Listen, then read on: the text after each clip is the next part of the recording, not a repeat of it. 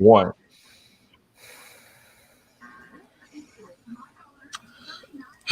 Whoa, man. Well, I guess we yeah. Yeah. It's just one of those games, man. Let me just say this. Let me say this because I know a lot of people are just ready to go crazy right now. It's just one of those games, man, where it's just nothing went right for anybody. You can't place the blame on just one particular person. This game was just Matt Ryan had one of those games where you just had one of those games.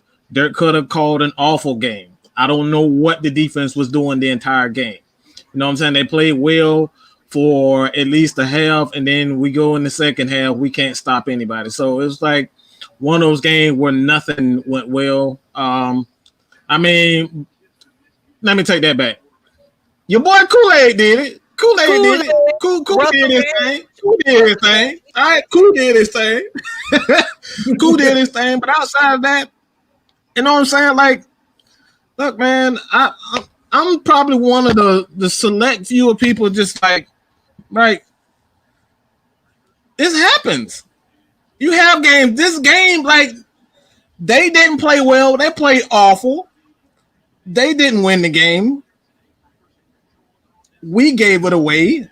And, I mean, they didn't win the game. We gave it away. I mean, it was just one of those games where their team, they're lucky that they got a win because they did not deserve to win that game because they were trying to get a game away. You know what I'm saying? The Falcons were trying to get the game away. So it's, congratulations to the Chargers for getting, a win, but like they were literally trying to give the game away. Like seriously, they did not deserve to win that game. We did not deserve to win it ourselves. That was an awful, awful game all the way around. I don't know anybody who was a Chargers fan who was happy after that game. You know what I'm saying? This was an awful, awful game all the way around. And I'm gonna say it like this. I'm gonna say it like this. And I'm gonna let everybody go after this.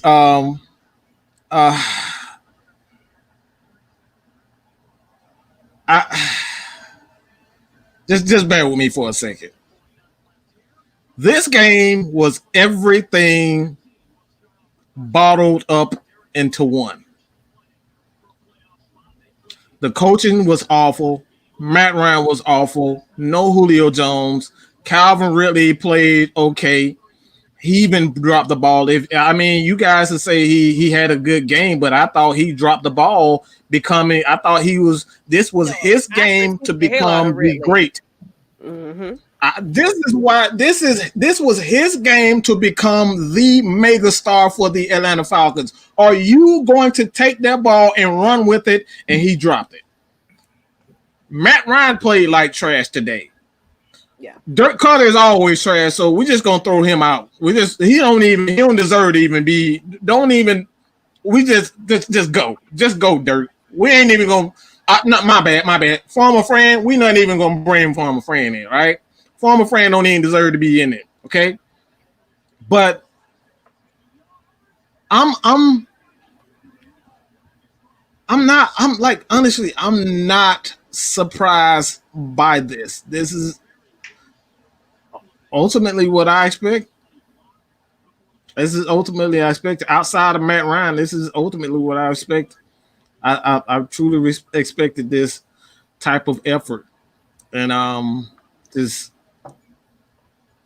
Yeah, I kind of did a video on it, and I just basically was like, we'll see what game we got, what team we're going to have on the field today. It's like, I don't even get optimistic about, right.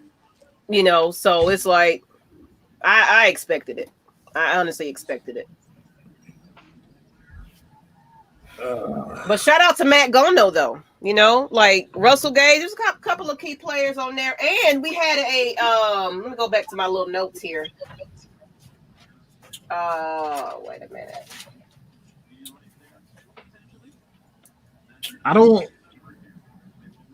All right. Oh, okay. All right, y'all. Look. Fact of the matter is, I'm gonna go ahead and tell y'all. All right, I just coach. put on my coach's hat. All right, coach. I'll get to him.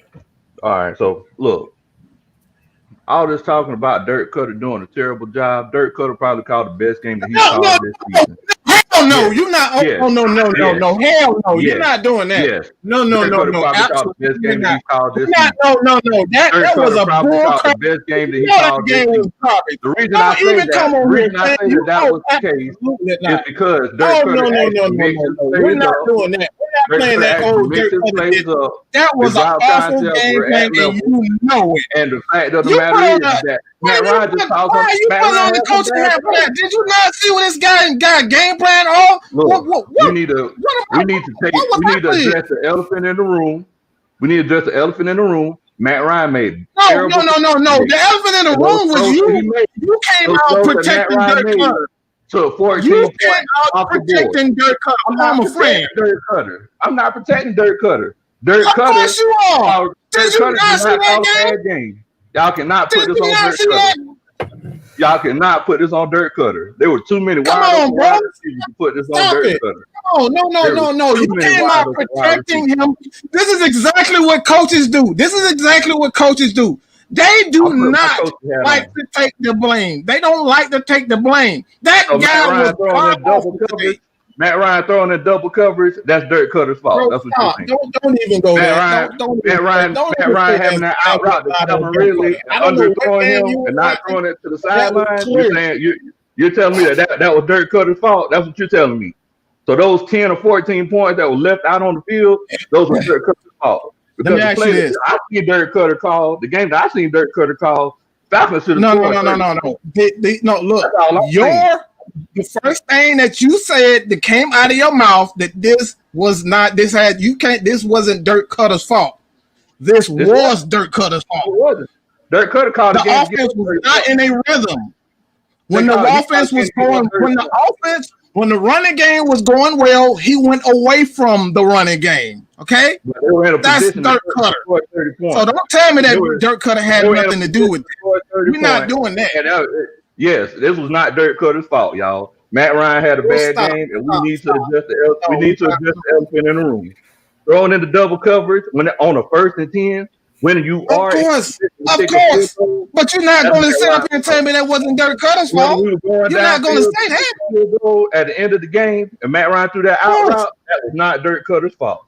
That's his fault, just like it was his. It was just like Matt Ryan's fault too. Because Matt Ryan threw the ball to the Matt Ryan's fault. Dirk Cutter's fault. That's not Dirk Cutter's fault. That's Matt Ryan's fault. Matt Ryan don't got Dirk Cutter don't got nothing. You just said that this wasn't Dirk Cutter's fault. Explain to me how this isn't Dirk Cutter's fault.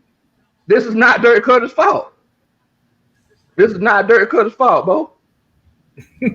Come on, see what y'all are doing. What y'all are doing right now. Y'all are in grouping. Y'all are in grouping right now, and everybody's trying to. No, you're protecting the coach. That's exactly what I expect coaches to do. I expect coaches to do exactly that, and that's exactly what you're doing. So you're saying that those bad throws Matt Ryan made, Dirk Cutter said, "Hey man, you're trying to group him into one bad throw, two bad throws. You throw it in double coverage." The whole game plan was garbage. Of course. All I'm saying is, so Matt Ryan threw the double coverage. Because last time I checked, a coach can't bring a gun in the stadium. So I know Dirk Cutter. Yes, he could. So Matt Ryan calling and shit to begin with. The double coverage. That's all I'm saying. This ain't Dirk Cutter's fault, man. Come on, stop, bro. Stop it. This is not Dirk Cutter's fault. So you're gonna put this game on you trying to put this game on Matt Ryan. That's what you're trying to do? Yes, this was Matt Ryan's fault. Anybody else got anything to say? Well, anybody else got anything to say? I'm gonna say this: Matt Ryan did have a bad game. Yes, he did. And people can have bad games. People can have bad games. It wasn't Matt Ryan's best game at all. So Matt Ryan got to get some blame for that, though. You know what I'm saying? Definitely. Of course. Without question. But the fact that Dirk Cutter being Dirk Cutter's fault when he had the team in position to score 27 to 30 points, no, you can't. I mean, you can't say that was his fault. He had position. He had. Yes, they were in position to score at least 27 points. At least Matt Ryan threw 3 interceptions And the fact of the matter is that those interceptions that he threw, they weren't off of tip passes. They weren't off of box coverage or a We're gonna box. talk about the first. Are we gonna talk about the first? Are we gonna talk about the first interception? Are we gonna talk about the first interception? When he threw a double coverage, when there was a man in front and behind Calvin Ridley. Well, you're not going to explain that. You're not going to explain it. You're not going to explain what happened on that play. You're not going to explain it. I'll explain it. Matt Ryan dropped back. He took 5 steps. Didn't look at nobody else. Didn't look at nobody else. Exactly. Exactly. What was he doing on that play? So you're saying he was giving Calvin Ridley a chance to make a play. Calvin Ridley did not make the play. Calvin Ridley, who can't make that play? The only person that made that play is Julio Jones. And we need to stop sitting here saying, now the only person that can make that is Julio Jones. Now it's the only play who can on that play for the Atlanta Falcons. Who else is gonna make it? He's been making it all year. All this talking about, Calvin Ridley, he's not doing it. He's not playing up. This man just put up 1,000 yards. Now look. Y'all, the fact of the matter is that we drafted Julio Jones in 2011, and we've been spoiled. We've seen Julio Jones do things that we haven't seen any other Atlanta Falcons wide receiver do. So whenever we compare Julio Jones to Calvin Ridley, we say, man, Calvin Ridley, he ain't gonna be no superstar. Look, if my brother goes out and buys a Rolls Royce, and I go out and get a Mercedes, everybody gonna be like, oh, he just got a Mercedes. But look at that Rolls Royce over there. That's the same thing that we're doing in this situation. Calvin Ridley is a baller, and he's definitely going to be a superstar in Atlanta for years to come. But he's no Julio Jones, and I respect that.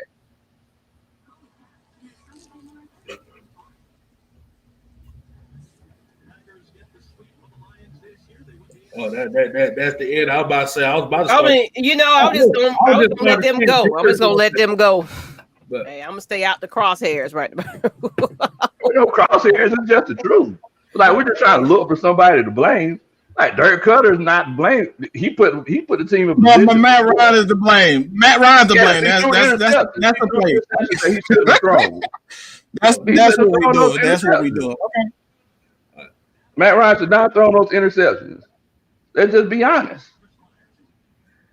Let's be honest on this play. What Calvin Ridley did not do. Clearly, everybody heard during the play. Everybody heard the announcer say Calvin Ridley on that play was supposed to make a play on the ball, and he failed to do so. He did not. Yeah. Matt Ryan was clearly throwing the ball up so he can make the play on the ball, and he did not do it. Yes, and he was double teamed. We all watched Friday. It was first. That's the whole point. We were in a position to score. He did not make we were in a position to score. It was 1st and 10, and we all watched Friday. What did Pops tell him? Sometimes you got to live to fight another day. And Matt Ryan didn't live to fight another day in that situation. He took the shot in double coverage because he was just feeling froggy. He jumped and threw the pick. There were 2 other people, one person to his left, one person to his right. He could have checked down, and we would have had a chance to score a field goal or a touchdown in that situation. Calvin Ridley had a chance to make the play. He didn't make the play. But at the end of the day, you got to make sure you protect the ball. Sound like a coach to me, making excuses for players that not making plays. This is so you're saying Matt Ryan throwing that ball? Exactly. You're saying Matt Ryan throwing that ball to the sideline and not throwing it out to the sideline and throwing it basically to the defender. That's me making an excuse for the coach, or did Matt Ryan just make a bad throw? Explain what the player said. Explain what the announcer said. Who actually is a player? Who's actually a player? What did he say on that play? Calvin Ridley supposed to make a play on the ball? He didn't make a play on the ball, did he? Yeah, did he make a play on the ball? No, he didn't. So we're gonna blame Dirk Cutter for that and Calvin Ridley. It was double team. Yeah. Man, it was double team. Yeah. Ain't no need. Like, who's gonna make that play in that situation? Only a select few. That's all I'm saying. We good. Everybody got the Jerry Springer moment out the way right quick. Hey, I'm great, man. It's like, I'm just telling you what I see in this particular situation. Because at the end of the day, Atlanta Falcons Nation, we bring unbiased opinions. I about to say, goddamn, I ain't even get to put my opinion out in this motherfucker. Tell us what you feel, the K-Styles. Like I said, that was a bad game by Matt Ryan. I ain't even gonna, but I can see what he talking about with Dirk Cutter as far as calling plays in 3rd and 1 situations where you should have ran the ball. But those interceptions that Matt Ryan threw, like I said, those were kind of, like I said, every quarterback is going to have this kind of game. Exactly. It comes down to it. Like I said, if every quarterback didn't have a game like this, you'd be lying like hell to see that. Exactly. Like I said, this is just one of those games where offensively you got away from what worked in the first half, and then you tried to do something different. Like I said, instead of using those check downs with the running backs you had at the beginning of the game, where Todd Gurley was catching balls and Ito was catching balls and Brian Hill was catching balls. Like I said, we didn't even see Hayden Hurst today. No. It was like, I wonder why that didn't happen. I wonder why that didn't happen. I guess we're going to sip the drink on that one too. Yeah, whenever he did try to throw it, Hayden Hurst, Matt threw the pick. That was one of the picks that Matt threw. Yeah. Like I said, that one in double coverage. Like I said, you should have took that shot. Not on the first. Like I said, I can understand if the route combination, but like I said, it was a 2-man street route going down the middle seams. So he only had 1 or 2 routes to go.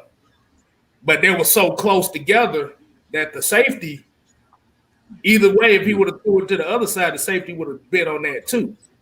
But like I said, personally, I would have just checked out of that play because that's just something we can't afford to see. But yeah, because if you look, he had somebody in the track. Yeah, see, we gotta stop avoiding what is.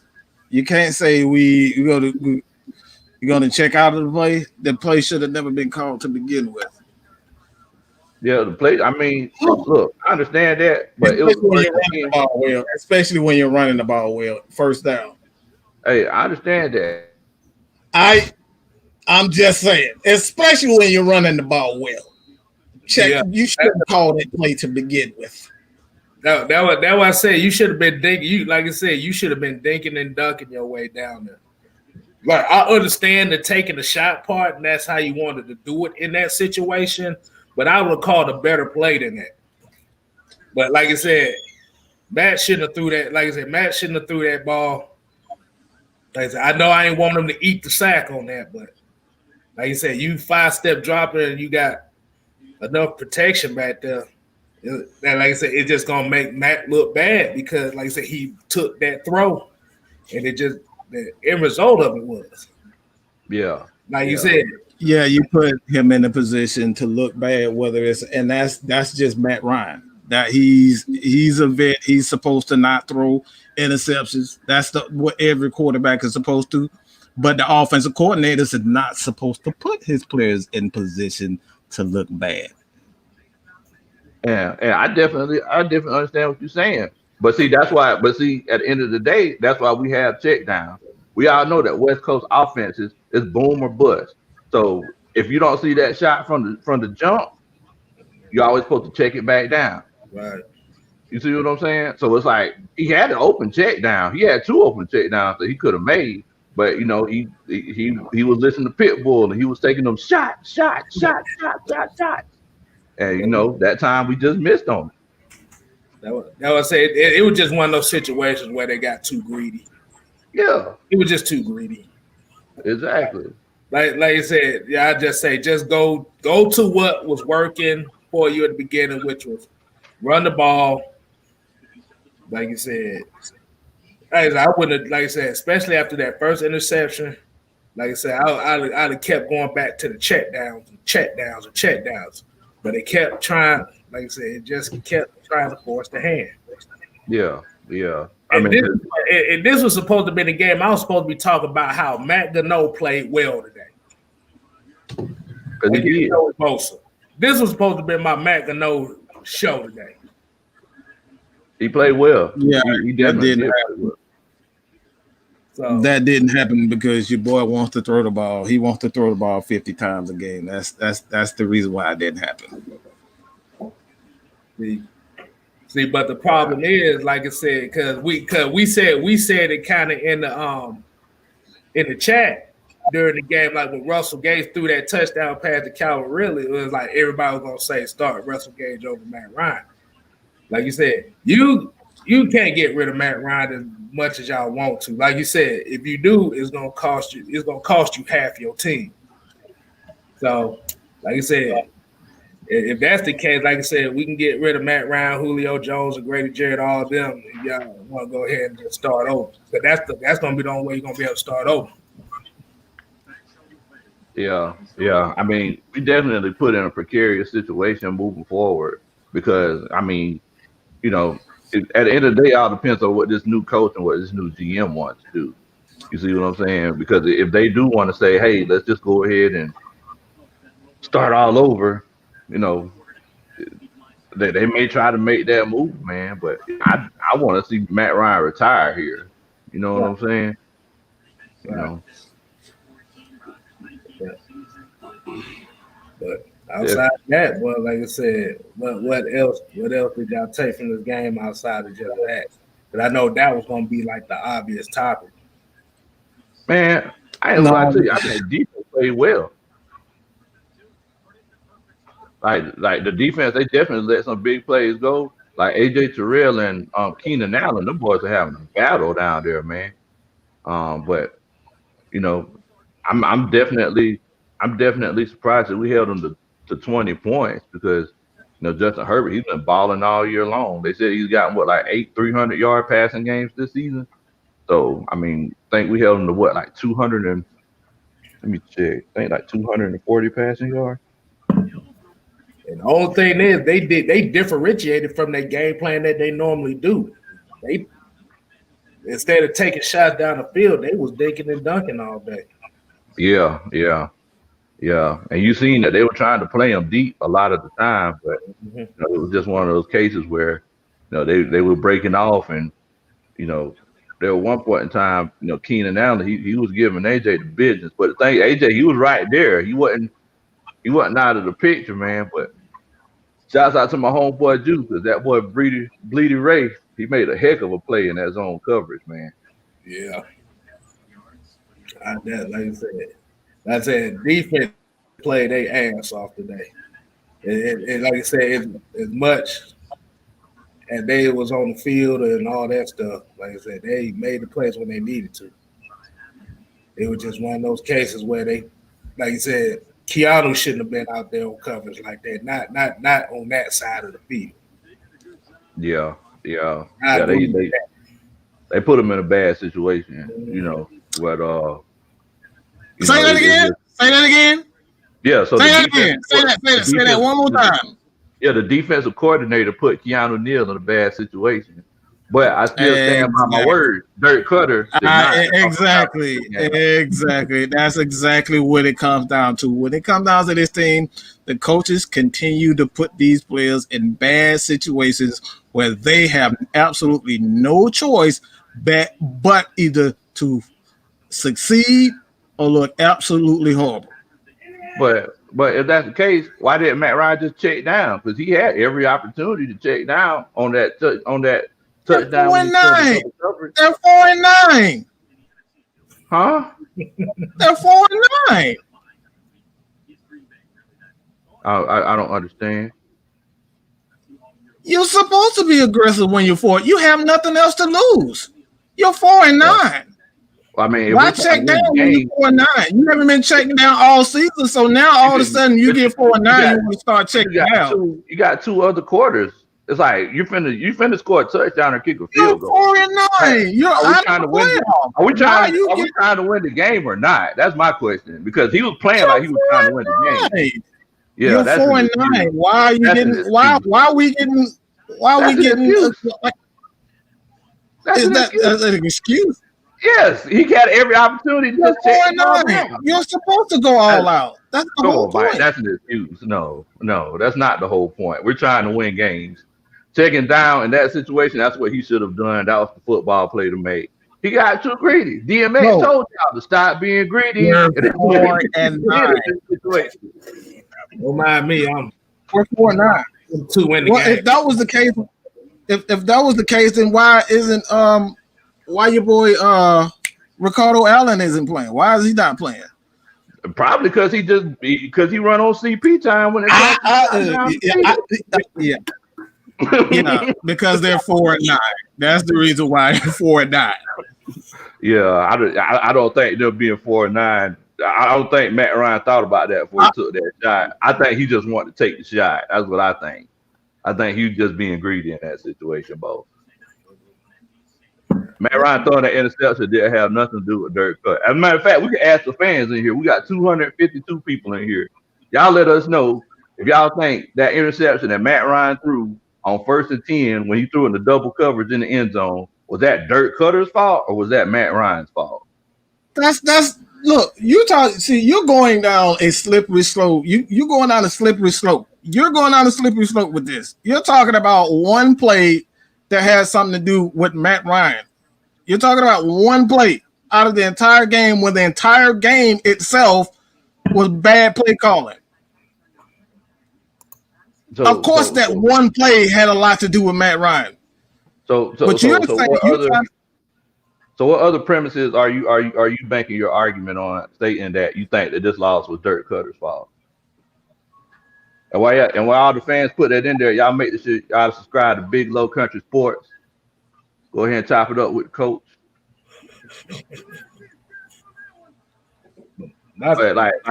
Tell me why you think this was Dirk Cutter's fault.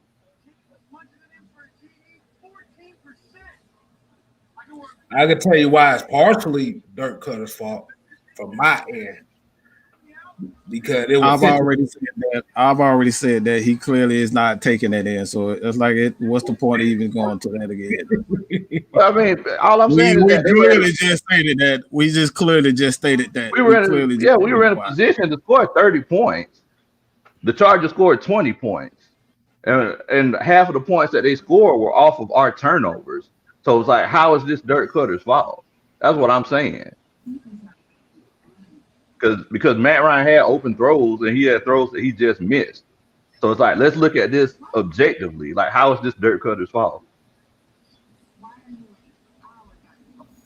It seems like all I'm saying is that at Atlanta Falcons Nation, since we're unbiased, it's like we're not going to just sit up here and just keep blaming somebody because that's what we've been doing. Just did it. You're not taking it. So what's the point of you keep talking about it? You're not taking it. So what's the point? Cool with me. I can finish talking about it. That's fine with me. I'm cool with that. But yeah, like I said, but like I said, I will agree. Like I said, Matt Ryan will get some blame for this because he did make some poor throws in there as well. So, like I said, 100% is not Matt Ryan, and 100% is not Dirk Cutter. Like I said, at the end of the day, the whole offense just basically just fucked up, especially in that second half because they went away with what was working. And that was just one of those cases where they wanted to put the ball in a situation to where they wanted Matt Ryan to win the game. And like I said, these corners, but once they started running them hitch routes, them corners started biting out. They was like, man, fuck it. They not going to throw deep no more. Yeah, we're not going to talk about that, though. We're going to forget about the hitch routes. We're going to forget about the same exact routes they've been running, what got them in trouble to begin with. We're going to forget about that. We don't want to talk about those routes. We don't want to talk about the same plays that Dirk Cutter's calling. We don't talk about that one. Yeah. But let's just forget about that. Oh, because I was about to say I was gonna ask the fans so much of so what would be your solution to all this that's going on right now as far as how the team should be? Because I know most of them is saying like pretty much trade Matt Ryan and get rid of him and stuff like that. But the thing is, what offensive, like if you do get rid of him, what offensive coach do you think with the quarterback that y'all want will come in here and change this franchise? Because Like I said, I hear a lot of Trey Lance and Justin Fields and stuff like that, but you're not giving, like I said, if Dirk Cutter is still here, like I said, is it going to be the same thing or is it going to be completely different? But anyway, getting back to the thing, like I said, the defense played a hell of a game today. Yeah, they did. Defense balled out. And, it was one of those situations where there were times when players, they weren't put in the most optimal situation, and there's always that situation where it's like woulda, coulda, shoulda won a ball game. Like we can always say, oh well, he shouldn't have been in this situation. Fact of the matter is, like, we always looking at it from a different point of view because we see it after it unfolds. You see what I'm saying? So, it was terrible. Keanu Neal was put in that situation, and they made that big play on him. But for the most part, I think the defense played pretty well. Like, those boys balled out. They were ball hawking the whole game. Right. Because I like how AJ Terrell kind of battled with Keenan Allen all game. So like I said, he didn't really give up nothing too big with him. Like yeah. Keenan Allen was running them slants and hitch routes on him, but like I said, he wasn't giving him nothing big, so he wasn't scared of the challenge, and that's what I like. And he actually followed him around the whole field. Exactly. Because it's one of those situations where the thing was that AJ Terrell, he wasn't giving them anything up over the top. He was there in his hip pocket. If he went to the bathroom, he would have handed him toilet paper.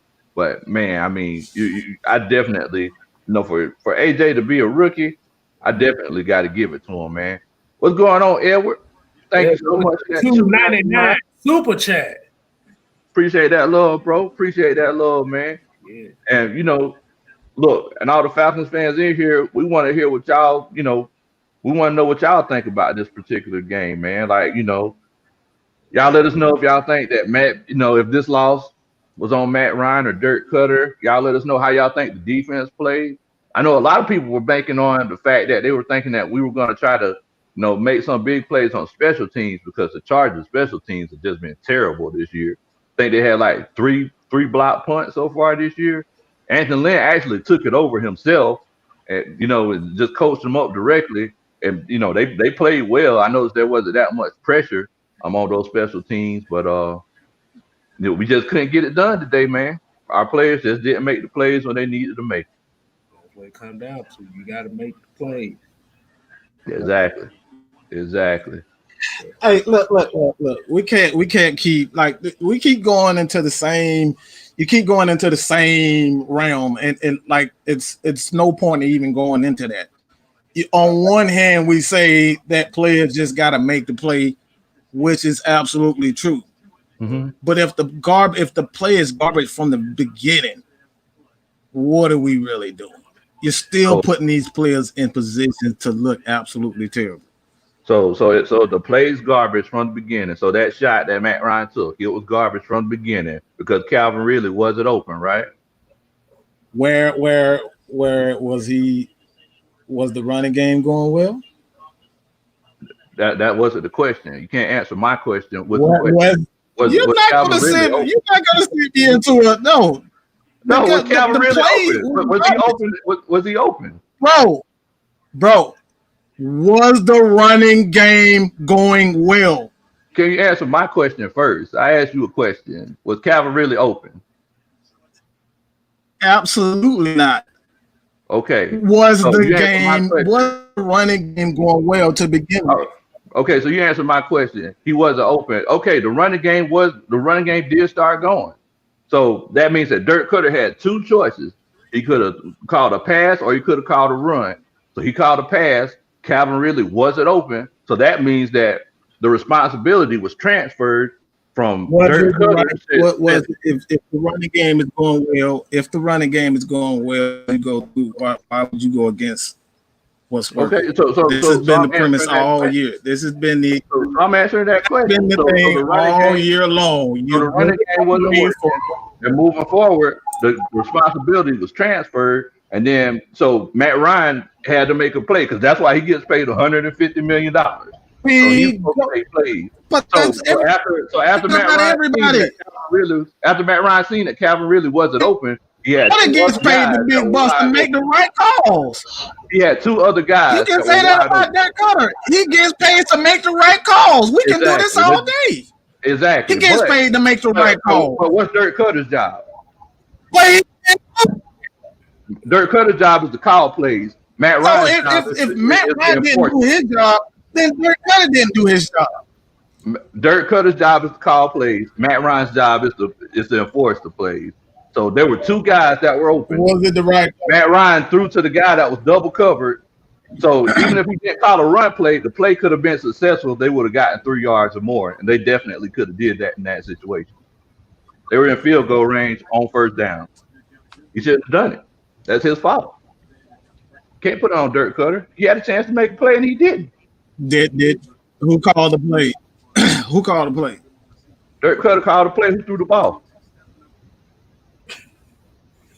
We having a little family argument here. I see you done got into this week's episode.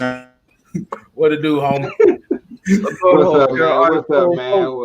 What y'all arguing about, man? Catch me up. What y'all arguing about? So basically, I'm saying that Dirk Cutter, everybody's trying to put the blame on Dirk Cutter for this loss. Everybody's just magically forgetting about these 3 interceptions that Matt Ryan threw.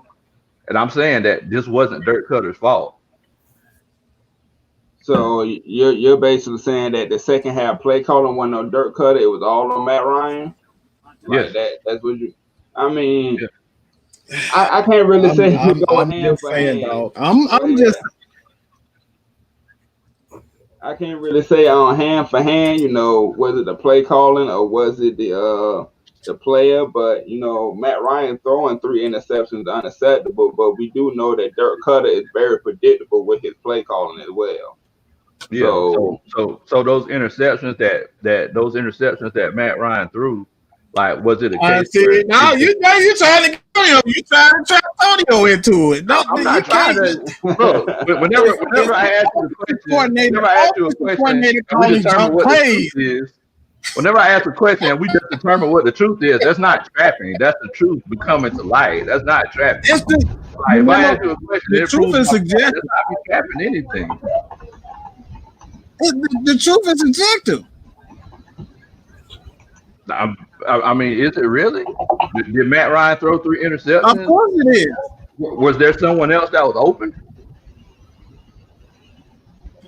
As an offensive coordinator, if you call a play, Dirk Cutter. So if there's, as an offensive coordinator, if you call a play and there's people that are open, the offensive coordinator did his job. Simple and plain. Matt Ryan just made a bad throw. Oh, did he really? Yeah, he made 3 of them. He made 3 bad throws. So what are we talking about again? Matt Ryan made bad throws. Yeah, and Dirk could have been making bad calls all year. Yes, he has. Yeah, but he made bad calls all year, Cutter. And that's why we sitting at. That's one of the main reasons why we sitting at 4-9 now. But this game isn't on Dirk. This is what Matt Ryan threw in the double coverage. He threw an out route. To you, it's not throw it to the sideline. So him throwing the double coverage where there were 2 other people open, that wasn't a case. That was Dirk Cutter's fault. Yeah, but he didn't. I do not understand that logic. Was actually going in. I do not understand that logic. I mean, man, it was just a horrible second half by the Falcons, like, period. But y'all both kind of, right, because Dirk Cutter, like I said, he's very predictable. His routes are stale. Everybody know it's going to be like long shots. But, Matt Ryan, 3 interceptions and a rookie only throwing 1. So at this point, would y'all say he got outplayed by a rookie?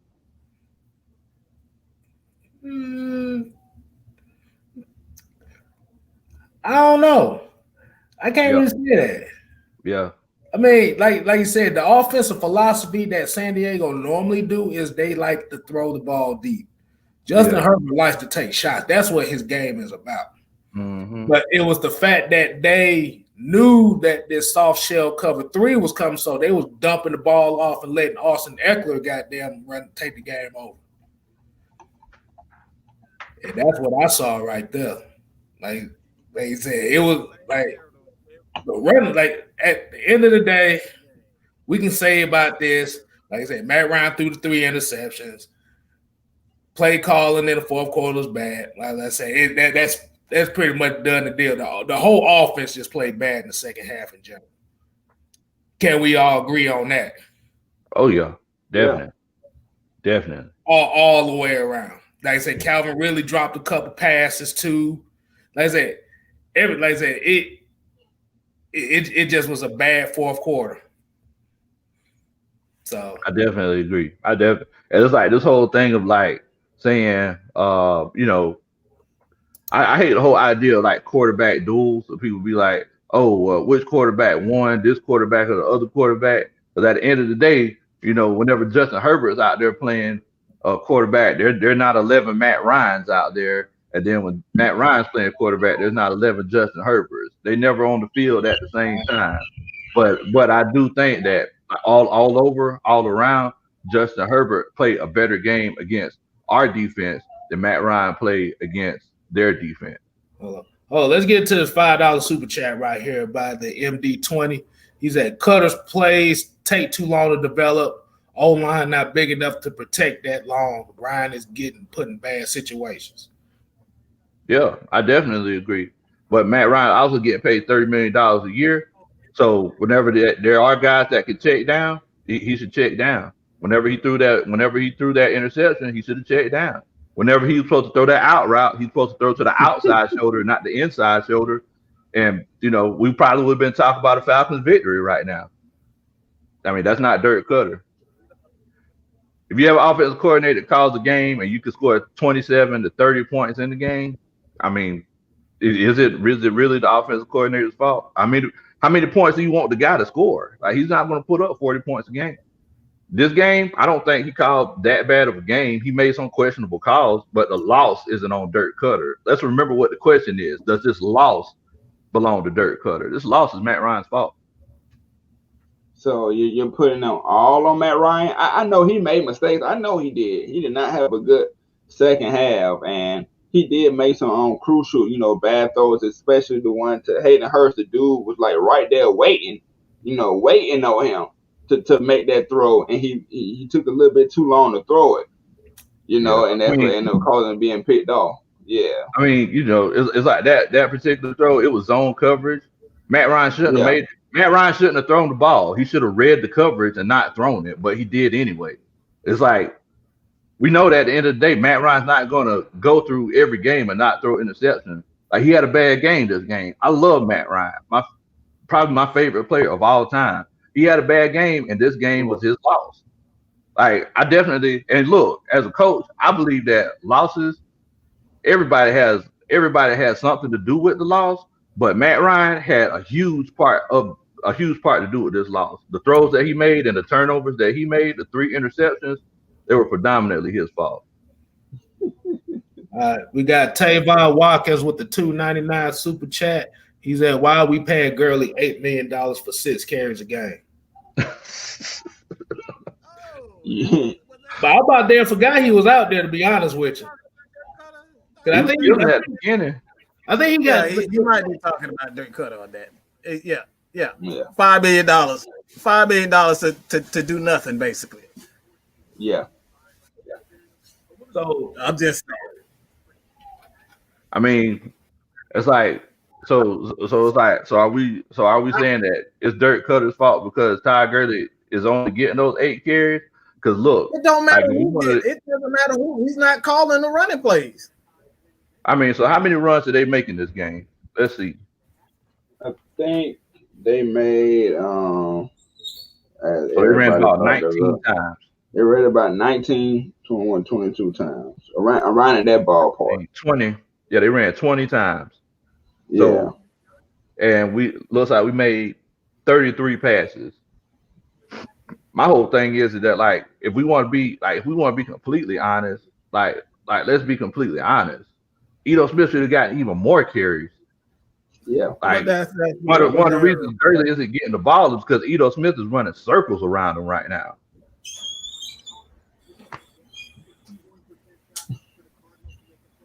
I mean, Ito Smith is trying to make his case late in the season, man. What you think, K-Style? You've been quiet for a moment. You said Ito Smith? Yeah, but you know why do you think we don't carry Gurley as much for the $8 million that we're paying him? I don't know if they're trying to put him on a pitch count or whatnot, but like I said, you have to also remember this type of offense, like the way that they call in the plays. Like I said, it's really a 70-30 offense. It's 70% pass, 30% run. And then, like I said, Todd Gurley is not healthy. He hasn't been healthy all year. Let's just keep it real on that. Like them knees. He need icy hot on them knees every night. He need them Geritol shots. Yeah. But at the end, like I said, at the end of the day, even if we could say he getting six carries a game and stuff like that, it still comes down to the same problem. It's when we get near this red zone, we can't score touchdowns. That's like I said, we score touchdowns in the red zone, all these conversations wouldn't be happening right now. Because we 29th in the league in red zone touchdowns. You not gonna win a lot of games like that. That's like I said, that's just where I'm gonna go with that. Hey, I definitely agree with you, K-Styles. It's like all season we've been terrible in the red zone. This particular game, a lot of times we didn't even get a chance to get to the red zone because whenever we were getting to the point where we were in field goal position, we were turning the ball over. So that's why I said that, look, you can't fumble the bag if you don't ever even, you know what I'm saying? If somebody else fumbles it before you get a chance to fumble it. Oh, we don't even get a chance to even fumble the ball. We don't even get a chance to fumble the ball, but we don't throw the ball. Right. That's and most of those carries came when we get into the groove and then we that's yeah. I know Gurley was heavily involved at the beginning of the game. I don't know what happened. I don't know if his knee started locking up or what, but I know that we did start throwing the ball more, and Matt Ryan threw interceptions. Say that one more time. Say that one more time. Say that one more time. So we started throwing the ball more, but Matt Ryan started throwing interceptions. So you know what they always say about but you can forget everything before it. It's always what comes after but. So Matt Ryan threw too many interceptions. Is that the case of us passing the ball a little bit too much?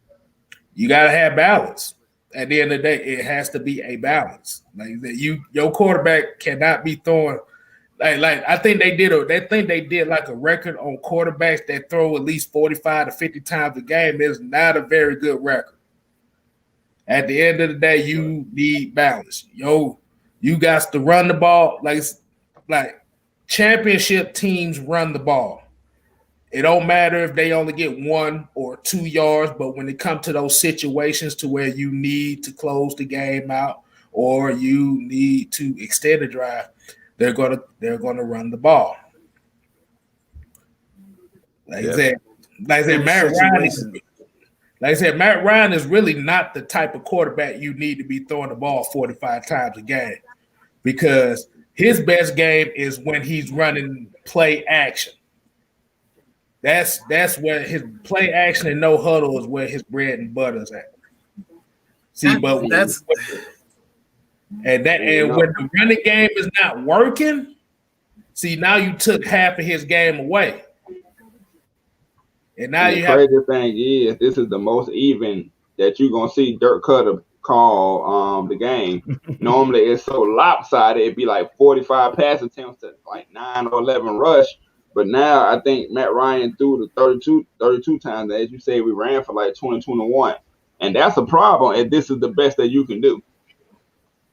Mm-hmm. Yeah, I definitely agree with you. Understand what you're saying. Yeah. But at the end of the day, Matt Ryan, he prepares for these plays with the offensive coordinator, and Dirk Cutter did not put a gun up to Matt Ryan's helmet and say, "Hey, take that shot downfield."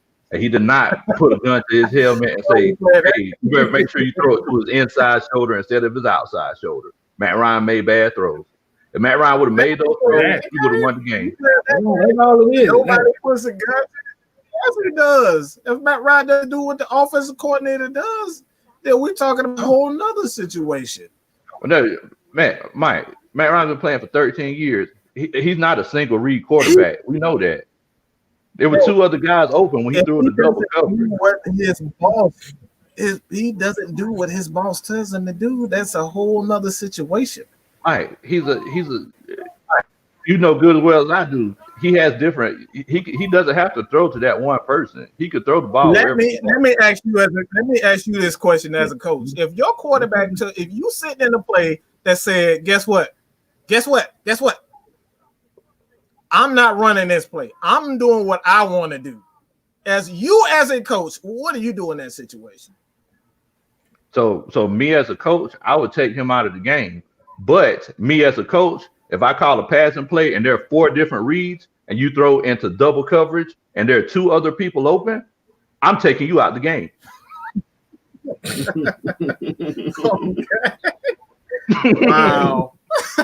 You're thinking about a game though, right? But that's the right thing for him. Yes, I'm taking you out the game. Nobody. So we got past the first step. You ran the play that I asked you to run, but I do not want you putting the ball at risk and throwing the double coverage because I just want to see the ball sail in the air so beautifully.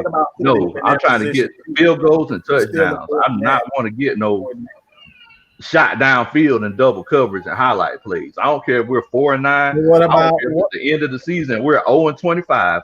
You finna doggone check this ball down to the wide. What about?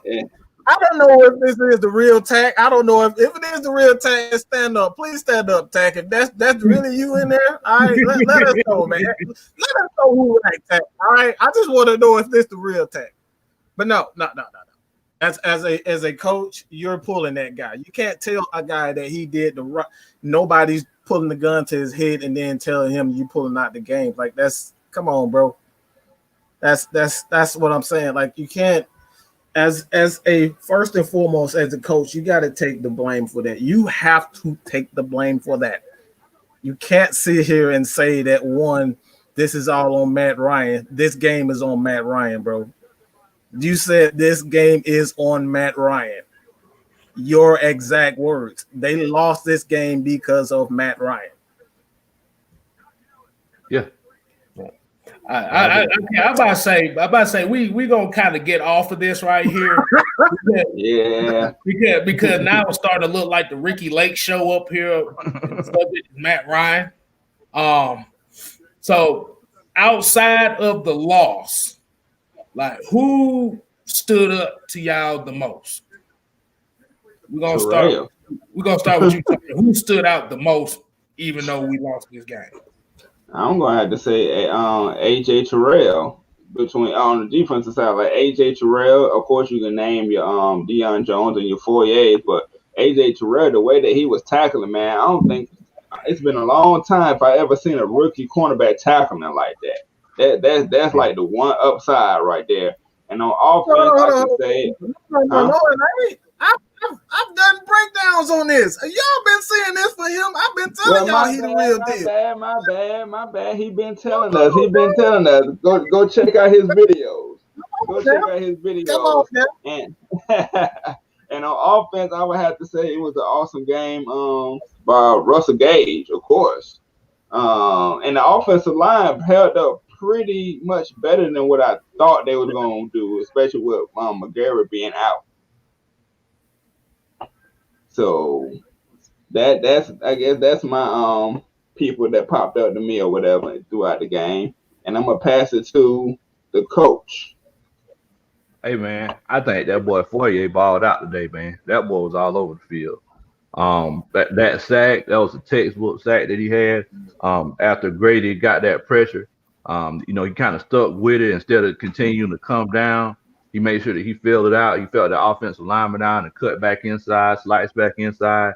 wrap Herbert up, and I mean he was just killing him in that run game as well, man. So I definitely think Foye Oluwakin, he gets my game ball this week. What you got, K-Style? I have to get two of them for this game, and I've said it already. Matt Gano at right tackle, what he did to Joey Bosa today, I have to commend him. I have to commend him because Joey Bosa, what'd you say, Coach? He has violent hands for a reason. They gave the dude about $180 million as a 3-4 end for a reason. Yeah. And Matt Gano, like I said, he held his own. Like McCrary, the left guard, I don't know what's going on with him. He's kind of 50-50 with me, but Gano, like I said, and then the other one I have to give it to Isaiah Oliver. Oliver, man, like Mike made the video about this before. Like I said, he is a potential free safety. But what we say, since they moved his ass to nickel, he ain't got to worry about being on the island no more. He can just play his game. He up here making, just like AJ Terrell, he's up here making tackles as well. And yeah, he definitely is. Yeah, but definitely my game ball is gonna go to Matt Gano for his performance. I think he's like the fourth best offensive lineman we got, and he don't even start. outside of the position. And I'm gonna go ahead and get this behind the mic, see what he got going on. That Trey Young behind the back.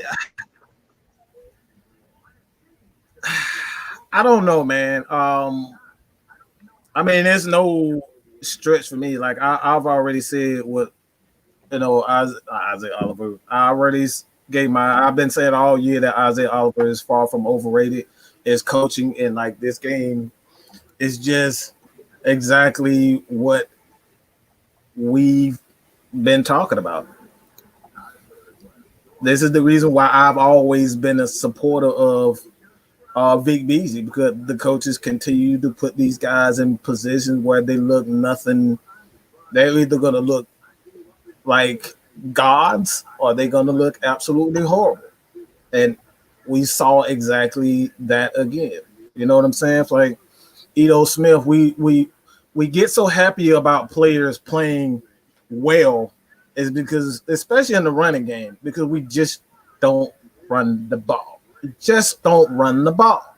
And then when we finally get someone who's running the ball well, we go away from it. You know what I'm saying? So I'm not surprised by Isaiah Oliver. I'm not surprised by AJ, because, again, if you guys continue to support us here, you're going to see exactly that.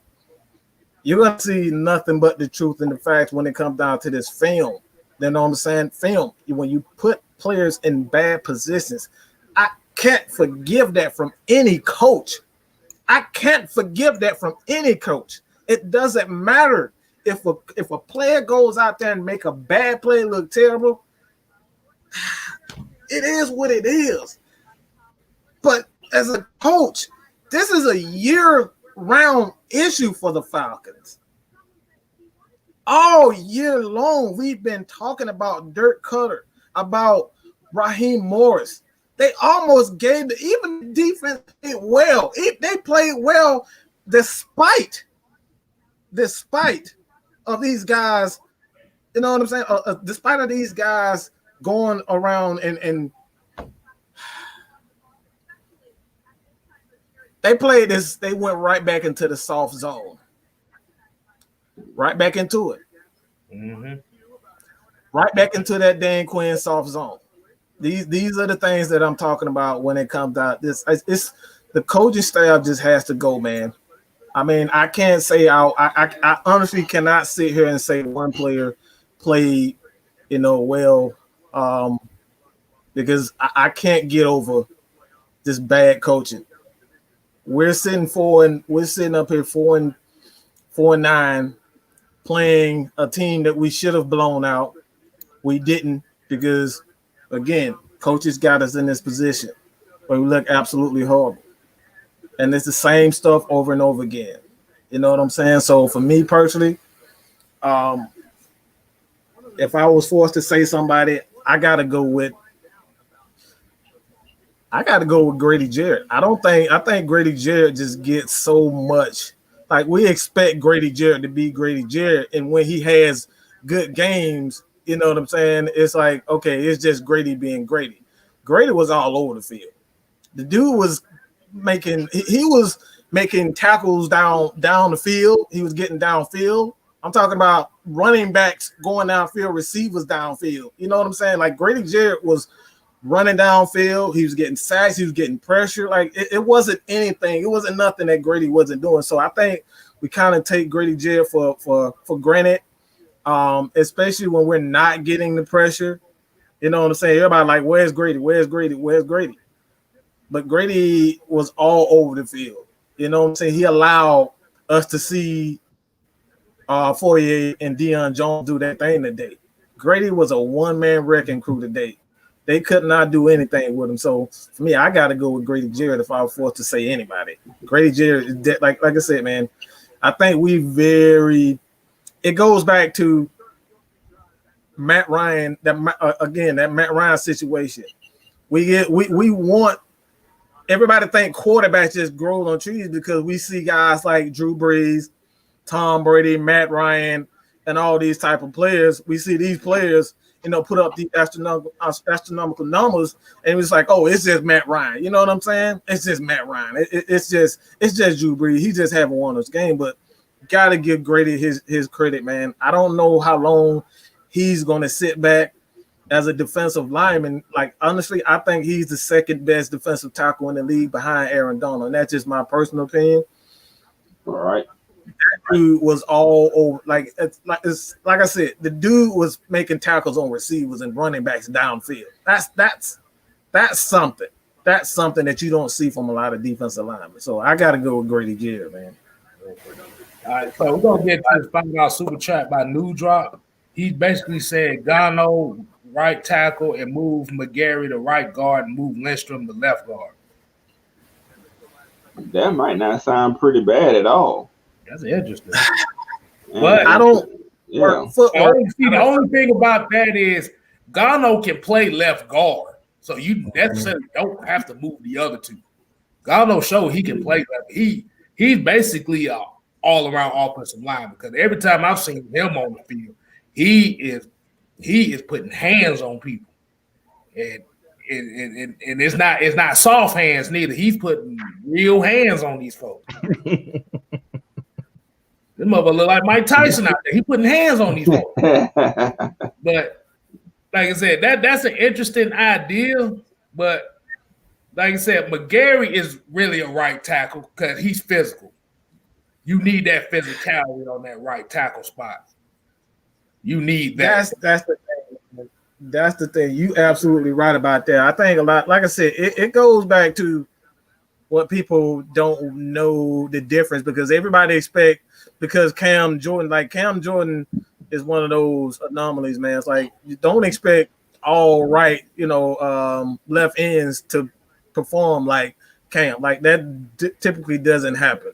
You don't typically get Cam Jordan's going against Caleb McGarry on the left side of on the left the right side of the offensive line. You know what I'm saying? So I think when Caleb gets beat, it looks bad, but he's actually one of the better right tackles in the league. You know what I'm saying? And that's the same that goes for Jake Matthews. Jake Matthews is actually, when you look at his percentages and his numbers, like he's actually one of the better left tackles in the league. And everybody's like, why you give him $60 million? Look at the numbers and the performance in the film. Actually, he's a lot better than we give him credit. It's just what the Falcons, man. And this is why I go back to coaching.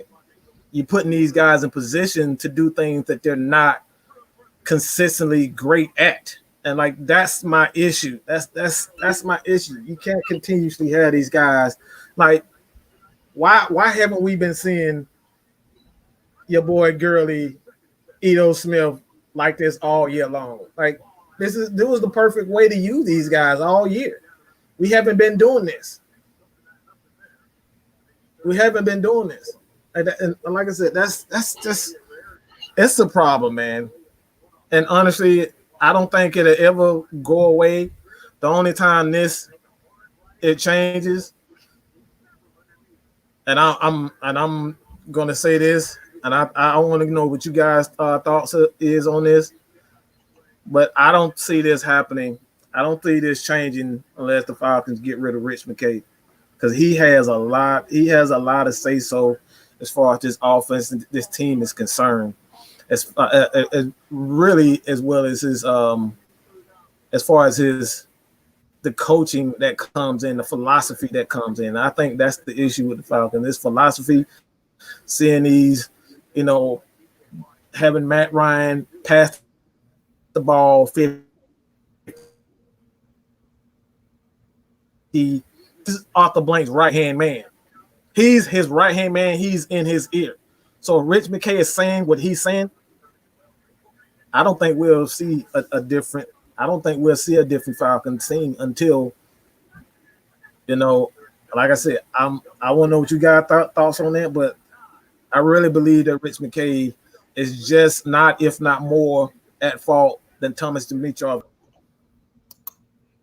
What happened there? Yeah, just to piggyback on what Mike was saying. I know a lot of people don't really understand how front offices work. Our front office, for the last few years, we've kind of, let Thomas Dimitroff handle everything on the player personnel and contract side. And I see that we got a few people in here. I do want to let y'all know my name is Big Low Country, football coach, and y'all make sure that y'all subscribe to my channel on YouTube at Big Low Country Sports. We sit around and do film study and talk about football all day. As a matter of fact, I'm putting my link right here in the chat, so y'all can click on that link and go help a country boy out and subscribe to my channel. But I was actually thinking about this, guys, because I know that a lot of people say this, but I don't think Rich McKay has anything to do with us throwing the ball 45 times a game, because once you hire that coach, it's really hard to get out of those coaching contracts, like to just up and fire people. So I think it's one of those situations where we're basically saying, well, let's just get through this season, because we all know that they're going to clean out that whole front office and that coaching staff. So they're basically like, well, look, let's just get through this season. There's no need in trying to change things and everything, and then we'll take it from there. We'll start out fresh. What do y'all think about that? I'm gonna go, but I'm gonna get to this Terry Lloyd $20. Oh, I'm sorry. Right here. We got so basically what he's saying is scheme is everything. The last time Matt Ryan looked bad like this was with Dirk. 2 years later, Matt was MVP and in the Super Bowl. We have a coaching problem going on all the way back since Blank got the team. And appreciate the $20. Appreciate the super that, bro. But what I would say is, like, at the end of the day, it's a culture problem. It's not a coaching problem. It's a culture problem. Because that comes with Arthur Blank, Rich McKay, and like I said, it's the coaching staff too. But like at the end of the day, the culture in this game kind of showed it, to where at the beginning of the game, everything was flowing right and stuff like that. But then once you got comfortable, you took your foot off the gas, and that's not how you win games. Yeah, right. Make a good point, K-Style. Have y'all realized we just found another way to lose the game today? It seems so regular, I ain't even noticed. Man, but I really think you gotta get, like Mike been saying over and over again, and y'all said it as well, anything that's got something to do with Dan Quinn 2016 and that coaching, you gotta chop it up, you gotta let it go, let that past be the past. Exactly. Yeah. You know what? I definitely agree with y'all. Y'all make some good points. You're right. You're completely right. It's a culture kind of a situation. You can't let things like that continue to happen. So it's like, you got to know how to move on. After you make those mistakes, you can't just keep letting them happen over and over again. I definitely agree with y'all. Yeah, because I think what the issue is with a lot of like when you hear like the Matt Ryan sucks and stuff, what it is people are tired of losing. So, so when you look at the quarterback position gets the most praise, but yet gets the most faults. Because at the end of the day, that's where these franchises, they put all their money in these quarterbacks. So this is like where a lot of like the Matt Ryan hate comes from. But the issue with it is you can't straight up get rid of them, because if you, like I said, you can go to overthecap.com and you can look at these cap numbers for yourself. It's going to be kind of hard to get rid of him no matter what you do. Like you said, especially and I always say this every time, especially if the salary cap goes down, you get rid of Matt Ryan and Julio Jones, you pretty much going to have to cut your whole entire team in half. You're going to be running with nothing but scam. So that's why I kind of wanted to ask y'all. I know Matt Ryan really waited his turn, but with Julio, Julio was sitting out for the contract or whatever, causing his first little hoopla that he ever caused with us. And then he was a little bit of diva at that point, but that's fine. It was Julio. Do y'all think that those contracts can eventually come back and bite us to where we're going to be stuck for years without really getting better? See, the thing with Matt Ryan's contract, you're talking about just straight up contracts, right? Yeah. Well, from what I looked at Matt Ryan's contract, the only way you'd be able to really do something with him, as far as unless if he restructures, is 2023. So with that, and then Julio, all Julio's money. See, the problem with Julio's before he got his contract, he was basically playing for free. That's why he had the contract situation he did. So they had to give him them guaranteed, because all of Julio's money is guaranteed. So no matter if you cut him, you got to pay the rest of that straight up. So I'm about to say, like Aurelius Walker said, that's what I was going to ask you next. What if Matt Ryan all of a sudden retires? What happens with that? I think if he retires, then it won't count against the cap if he retires. Yeah.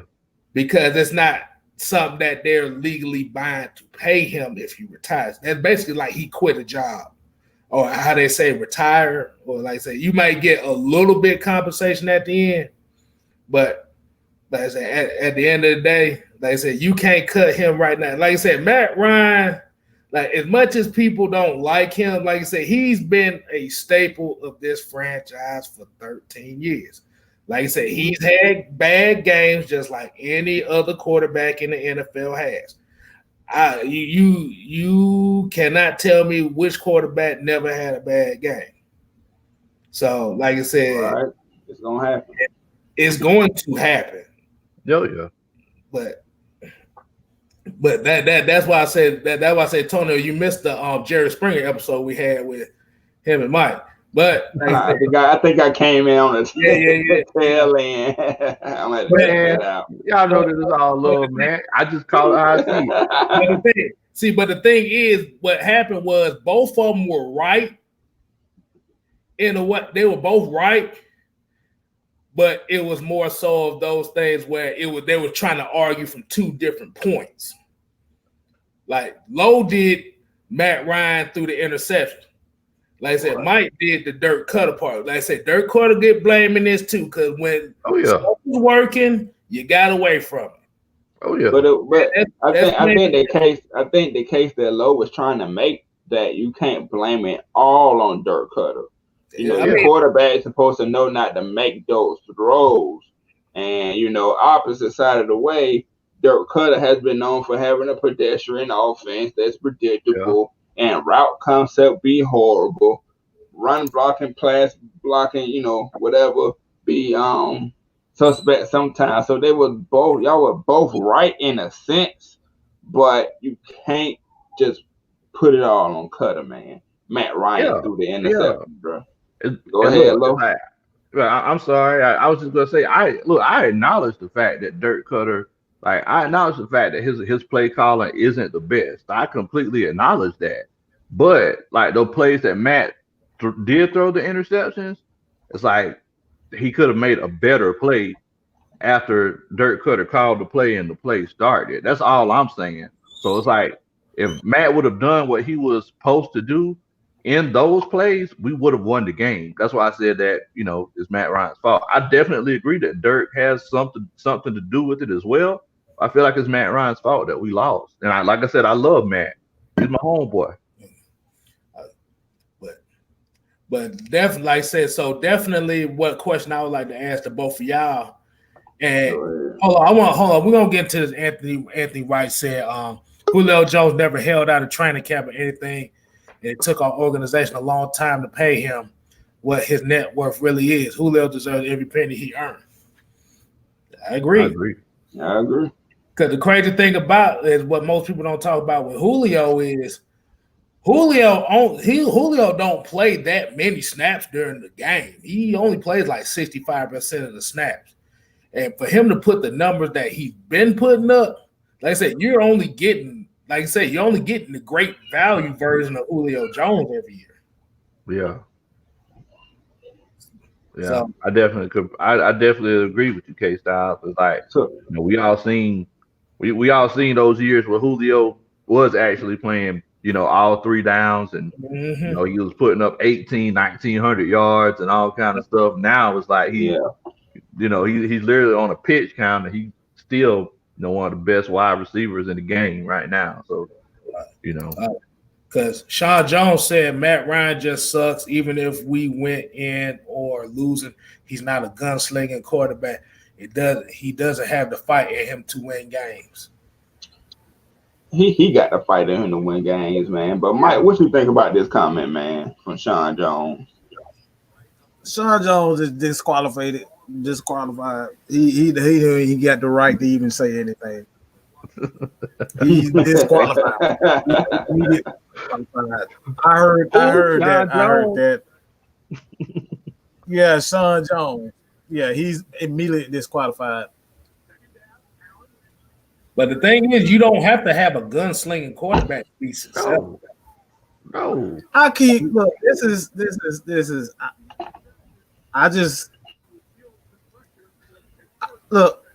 Coaches got to put players in position. I don't like all of this nonsense. Players got to play. Of course, that's true. Coaches got to put players in position to succeed. And no, he's not going to be perfect. But when you're saying the same things over and over and over years, and throughout the entire year, and nothing is changing, like that's when we're pointing the finger at the quarterback. That's just say if this was Patrick Mahomes, all right, if Patrick Mahomes just started all of a sudden, he's not putting up those all-star numbers, and he's not playing to his typical level that we're used to seeing him play. And everybody's like, Andy Reid is not playing. His play calling absolutely sucks. That just says absolutely sucks. It's like, who are we more likely to look at and say, okay, who's at fault? Is it the play caller or is it the player? So you're saying who's at fault if somebody's just not putting up the numbers? That we're used to them saying. We're not used to them saying. So they're not putting up the numbers that we're used to them seeing. So, like, do they have the chances to make the plays that they would have made in the past? Or like, are they just making mistakes themselves? Like, are the mistakes happening before or after the play is called?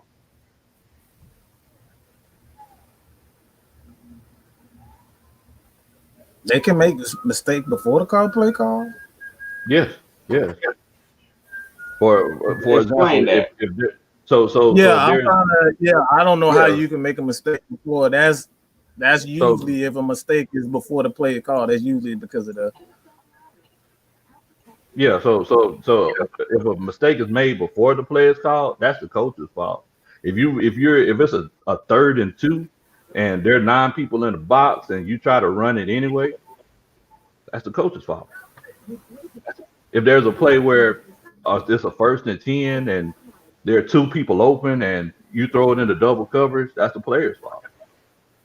That's why I said that everything has to come together for the team to be successful. Everybody has to do their job. But like I said, you gotta actually have to cause like I said, you got a lot of people agreeing with you, Lo. Like I said, I think it's the fact that you said about Matt Ryan. He playing like shit. Of course they gonna agree. Of course they gonna agree. He playing like shit. But God damn it, Mike! I'm trying to make a point here. Hey! Oh no! This is what we do. We hit the hard. It's cool to say when they throw 3 interceptions to say, okay, yes, Matt played like trash. Yes, it looks like majority of his fault. But we still don't know if Matt Ryan in the back has been saying, guess what, man, Dirk, I don't really like these damn plays. And I'm talking to, I'm sitting up here saying to Raheem, like, bro, like, what are you doing? I don't like these plays. We don't know a lot of these things. You know what I'm saying? Like, there's so many variables that goes to this. And like I said, we can go in this all day. But my thing is like, if you're not putting up those, you're making mistakes. Who fault is it really? Who are the fans are going to go to and say, guess what, man? I doubt they're going to say it's the offensive coordinator's fault. Yeah. I doubt they're going to say it's the head coach's fault. The player is going to get the other heat. Yeah. And, this is something that we're going to be talking about all week long. They're going to be talking about on Heavy Hitters Tuesday night, 8 o'clock. Me and my homeboy, Terry Artist 404, we're going to be talking about on Wednesday, 8 o'clock, ATL in Sports Zone.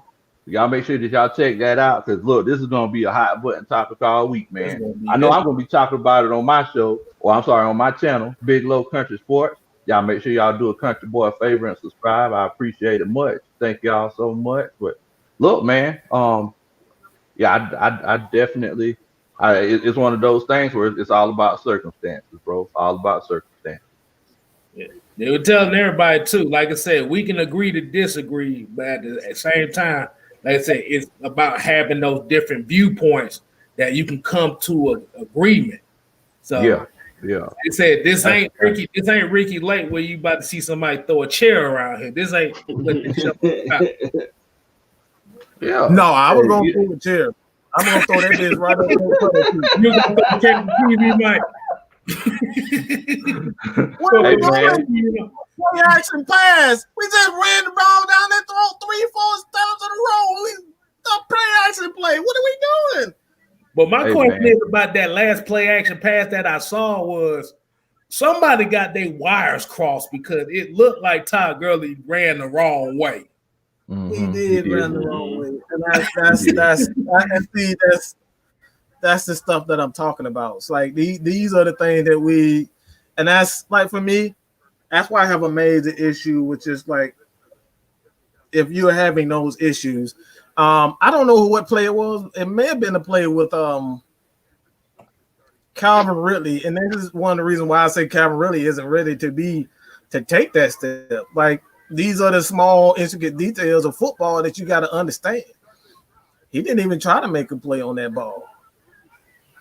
He didn't try. Yeah, Matt Ryan threw the ball, but that's something as a football player, you got to understand that. Yeah.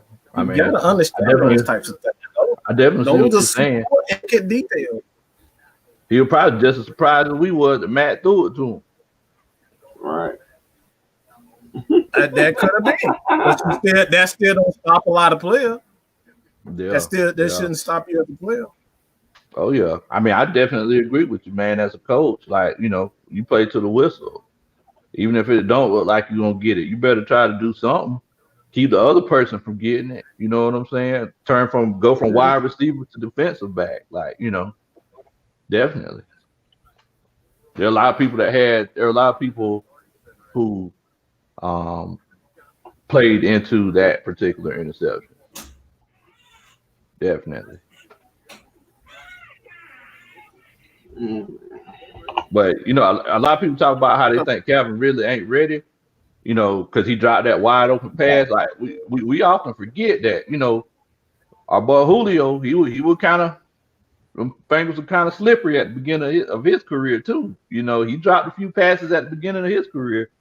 That's just kind of something that comes with time sometimes. I mean, I don't know. I don't think a lot of people are saying that about the drop passes. I think it's more so his mental aspect of the game, like things like that. You know what I'm saying? It's like I've seen him and Matt Ryan are just not on page as far as it's like even this game. He had a terrific game, but again, those are the little small details in football that are the difference between wins or losses. Yeah. And you as a superstar, I mean that it may not be it may not be all your fault. You know what I'm saying? It may not be right. You know what I'm saying? To place all the blame on you.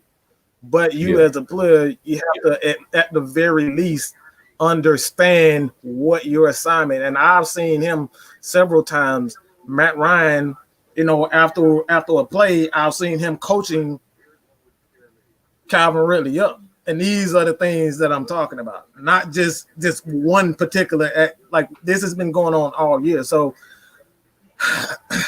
I don't think we'll really truly know if he's ready until we get Julio.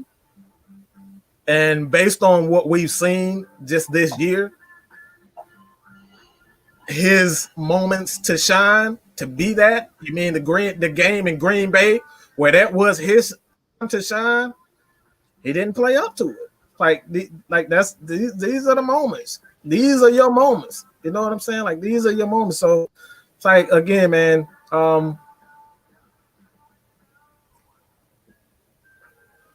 Sometimes players shouldn't. Sometimes you only get one time to be that top guy. You know what I'm saying? Sometimes you only get that one time to be that top guy, and really, if he really wants to be that guy, man, I think now is the time. Yeah. Especially the last 3-4 games. If he really wants to be that, and really, not only like I said, this like Rich McKay job be up also. General manager, head coach. It's like I don't think anybody's safe right now. We talking about Matt Ryan and Julio Jones. Like off the blank, look, it all comes down to him. He could very much say, "Guess what, man? I'm just gonna start over. All right, I'm just gonna start over. Forget all of this mess. I'm gonna start over. This is your time to shine, and you can't miss those. You can't miss those chances. And that's what I'm saying, man." Yeah, so just like Eminem said, so you said you only had one shot. You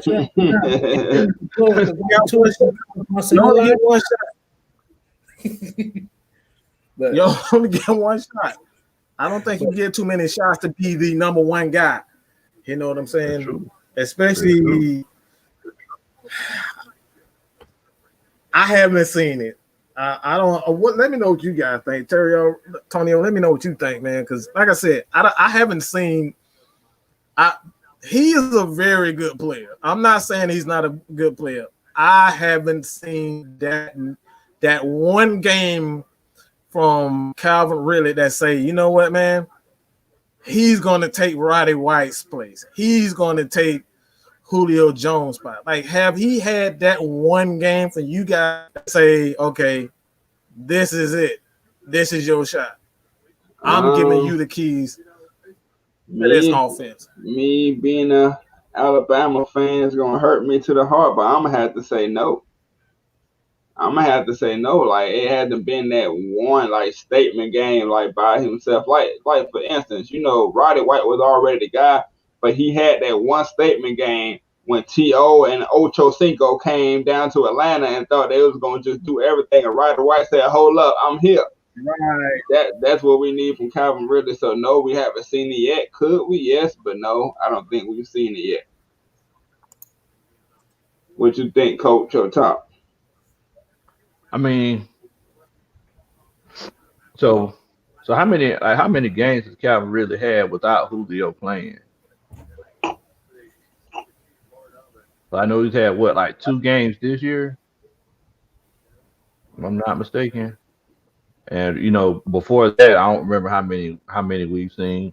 Like this particular game right here, like he had a drop pass. He didn't go after the ball in the end zone. And like it's kind of like what me and Drew say all the time, man. It's like you only get a handful of plays where you could really make an impact on the game. So it's like he's still young. He didn't take full advantage of his opportunity because this could, just like Mike said, this could have been the game where he just went, to a whole nother level. You know what I'm saying? It's like right now we're looking at him like a B plus player or like a B level player. Like this game, it could have took him to it could have took him to the stratosphere. Well, it just didn't happen this game. I mean, he killed it. Now he played some ball, but those handful of plays. Yeah, those handful of plays, he didn't, make those plays where he could have. And it's like I was saying earlier. It's like Matt Ryan put that ball up. There's only one guy that wears an Atlanta Falcons jersey that we seen would have made that play, or let's say 2 guys, because Roddy, he would have tried to make that play. But you know what I'm saying? Whenever he threw it up and we seen Calvin back there. Who was thinking, oh man, this is a touchdown? Like how many of us were honestly thinking that? Terrell's 4-4. Were you thinking that even though he got paid by Bama? Nah. I'm gonna say this real quick. I don't think Matt Ryan make that play. I don't think he makes that throw if he hasn't seen it before. So the real question is, like, did he really do what Matt Ryan expected him to do? Because he obviously threw that because he's done it before. You don't throw a pass like that to Lemonade Sakias. You know what I'm saying? Like this is Calvin Ridley. He's made that play before. Yeah. Think K-Style. Well, before I get to it, I'm gonna get to this $4.99 super chat by Nathan. He said, Nathan. Nathan. Hey, I'm about to say we don't. Hey, silent letter. We ain't use that after school. So, right. Basically, Matt Ryan coaching really on the sideline is one thing. Someone needs to get on Matt Ryan. Stop throwing to the inside shoulder. Yep. Yeah. But y'all asked me what I think about Calvin Ridley. Yeah. Mm-hmm. Have you seen him have that game where like I'm number 1? See, my thing with Calvin Ridley is, Calvin Ridley has his advantages because most of his catches are outside the numbers and the sideline. See, he's not a number 1 yet, but until he's able to consistently make those plays inside the numbers and the hashes, that's when he can ascend to that number 1 spot. Because if you look, like you may say, yeah, he's small, 6'1", 190. But let's say you got guys that are about that size that can make those plays, but they can't make the ones on the outside. Like I said, that's still going to come with experience because you have to remember, Calvin really hasn't played a full season yet. Right. No, he hasn't. He hasn't played a full season yet. I think this is the most games he's played in one season so far. Am I right? I need somebody to fact check that for me. Yeah, I think so. Okay. Yeah, that's right. Yeah. But like I said, he has time to get there because remember, when you was talking about Riley White, remember when Riley White was here, everybody ready to throw his ass out of Atlanta after year 2. Mm-hmm. So, and like I said, it just comes with time. Like I said, there's one quirk that Calvin really has that kind of irks me a lot is when he catches them slants and then he's trying to make the home run play instead of just. Oh my god! He got to stop that because he left quite a few yards on the field today with doing that, and I've seen plenty of games where he did it. Now, as far as him having that breakout game, now I haven't seen it to where it's just basically, I'm Calvin Ridley, hear me roar, fuck all you motherfuckers, I'm here. I haven't seen one of them games yet. But yeah, can he be a number one? Yeah, I could see it. But he has to be consistent, not only outside the numbers, but inside the numbers as well. Like that's the biggest thing that you see inside the numbers. Inside the numbers. That's where you make your money at, man. Inside the numbers. Yep. Like I said, you could be toe drag swag on the outside, but if you're not making your mark inside the numbers and the hashes as well, then you're technically not going to be a complete receiver. Like I said, right now the way Calvin really plays, he's pretty much a slot receiver. Let me add just a little bit to this argument, because I know a lot of people just really, because we really don't like to get on the stars. You know what I'm saying? Like, we don't like to get on the stars, and this is like even head coaches, you know, and offensive coordinators and whatnot. I think there's a huge. This is the question that I have for you guys. It comes down to this. You have a choice right now. You got a choice. This is the choice that you have. It ain't no mistaking. All right. You have this choice. Calvin Ridley. You, as a head coach and a general manager, Calvin Ridley is ready for a new contract extension. Are you making him the new number one in Atlanta? And why wouldn't you? Are you doing that? And what's the reasons why would or you wouldn't? I about to say I'll go first on this one. I would. Only reason why I say I would, because if you look at Julio and where his contract is going to end, Julio is right there going to be at that age where he might not be as effective. Like, it's only rare that wide receivers over the age of 33, 34, 35 become or still effective. Because even if we look at Larry Fitzgerald out in Arizona, like I said, he's basically a glorified slot receiver now. He is a chain mover now. Yeah. As far as Calvin Ridley, like I said, Calvin Ridley at the end of his deal, like I said, he still got 2 years on his deal since he a first round pick, plus the franchise tag and all that stuff. So you still got a couple more years with him. Like I said, eventually. Yes. Like I said, he scores touchdowns too. So it's not like he cannot find the end zone. But like I said, as long as you have the patience and let him develop into that number one, then we will be good. See, but the issue is, and like I said, I have to put the fan base on this. I'm about to kind of call the fan base out on this one. This Atlanta fan base has no patience for nobody. I'm just going to keep it real. They don't have patience for nobody. I'm not talking about everybody that might be in this chat, but I'm just talking about the general Falcon fan base. Don't nobody have patience for anybody. Like, I'll pay Calvin Ridley that money. Because at the end of the day, this is still a passing league. Like I said, he can develop into that number one regardless.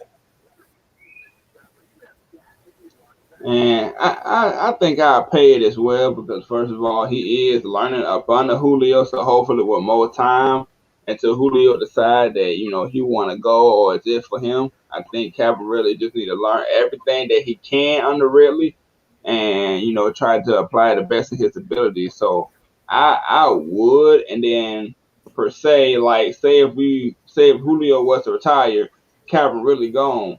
It ain't, so sure that we're gonna get that number one type of receiver anyway. Then we got to start all over with, trying to build up a number one receiver. So, and he scores, he's productive. So, I give him that chance. What you think, Coach? Oh yeah. I would pay him. Just one thing that I would do, I would offer him that contract, but moving forward after Julio Jones left, because I think Julio realizes that he has a chance to do something very, very great. I think he's going to try to stick around for a long time. I think that's why he, tries to kind of really take care of his body. So I really got a feeling close to the end of Julio's career, you're going to see him in the slot a lot more, working inside and, kind of in that Larry Fitzgerald role like Mike was talking about. But if I paid Calvin Ridley, because we know, Julio's going to be leaving pretty soon, I would draft another wide receiver in the first 2 rounds. You know what? That's why I was headed. That's exactly where I was headed. That's exactly where I'm headed. I'm right there with you, Lo. I'm not giving him that money. I'm not giving it to him. I'm making him earn it. I haven't seen enough. Like we're talking about, he's going to get big time money. He's going to get, if Slant Thomas can get $20 million a year, there's no reason why Calvin Ridley can get big time money. We're talking about big time money. I'm not giving him that money because, for one, he's already shown those small intricate details that we need. You already said that he hasn't shown us in a short period of time. It's like, when you got a star. We know when we see, Patrick Mahomes. We know when we saw Matt Ryan. We know when we see Peyton Manning. These guys. We know that they are stars when they're stars. You know what I'm saying? It's no mistake about it. And not to say that he is a bad receiver. That's not what I'm saying. But we're talking about paying this money, big time, elite money. We're talking about elite money. He's going to get paid at least $21 million a year when his contract is up. I'm not sure if I'm ready to take that. I'm really not.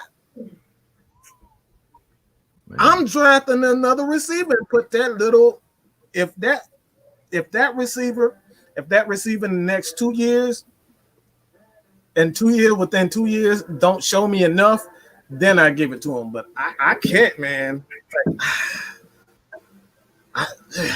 That's a hard one, but I can't get it just based on that, just based on the money, man. Yeah. That's one of the reasons why we kind of in the situation we in now, because we always pay those. Thomas Dimitroff loves those pretty guys out there. Those guys, that have all the armbands on their arm and all kind of stuff. We need to get those guys down low that, those people movers. That's what we need to really try to focus on moving forward. I think this next regime that we get in is going to focus on that. I think Arthur Blank's going to say, look, scoring points is cool, but we got to have, people on the line to play ball. Oh yeah, at the end of the day, the trenches win championships. Yes. Yeah. All day. Yeah, because I was only looking at it from the standpoint that you can still franchise him, because since he was a first round pick, you get those 2 franchise tags. And if that's one of those cases where if he's not going to sign a franchise tag, then you can move him. Yeah. And we don't know if he is a deal with that other thing too. We don't know if if he don't get what he wants, he may start acting like Tack. Like we haven't seen that yet. When it started getting contract time, people started tripping, man. Like, look, man, it's time, it's payday. I need my money. You know what I'm saying? I need my money. We haven't seen that we saw it from Julio. Julio said, look, I'm not gonna say anything, but I need my money. You know what I'm saying? We saw that from Julio. We didn't see that from Matt Ryan because Matt Ryan is Matt Ryan, but we saw that from Julio. And we seeing got a little attitude. He got it. Look, man, he got some. He's sparky, man. Look, the dude. Yeah. He bought it. He said he bought that. So that man gonna want his money, man. And I'm not sure he's gonna be all down for all them games that these GMs and these owners be playing when it come down to payday. Right. Definitely. And Derek Bird said, "Where's all the Ridley slander coming from?" Look, man, we ain't never said that Ridley ain't no baller. Really, I think he's one of the top 10 wide receivers in the game right now. But he said nothing bad about Ridley, man. But when it comes to that moment when Julio is out, that's your time to shine and put up them ESPN highlight numbers, baby. So, like DeAndre Hopkins type of catches and stuff like that, it's your time to do it. I think what they're trying to avoid another Devontae Freeman. That's all we're trying to avoid another Devontae Freeman issue. We don't want to pay this guy and then we get it. We trying to avoid that. Hey, look, I'm about to say, I think what the issue is, a lot of people kind of differentiate criticism from bashing. Ain't nobody bashing Calvin Ridley. Like I said, we love Calvin Ridley. Like I said, we just feel like he needs to get better. Yeah, that's he has the talent. And he has the talent to get better. Cause he's one of it. Like right now, he's maybe like one of the top 5 best route runners in the league right now. But like I said, his only thing is, can he do it inside the numbers instead of just outside the numbers? That's he's running from contact. Yeah, he's running from a lot of contact. He showed up there, boy. Whenever he gets, because we were talking about it in the chat, whenever he catches inside those numbers, he'll literally run backwards away from the first down line so he don't get hit. He literally does. So, yeah, I mean, he's going to have to learn how to do that. That's something that Antonio Brown learned how to do because he wasn't that guy for a long time. He wouldn't go down there. Like, he was always on the outside. And, I think Vontaze Burfict, I think he reminded him why he didn't like to come down there. Vontaze Burfict.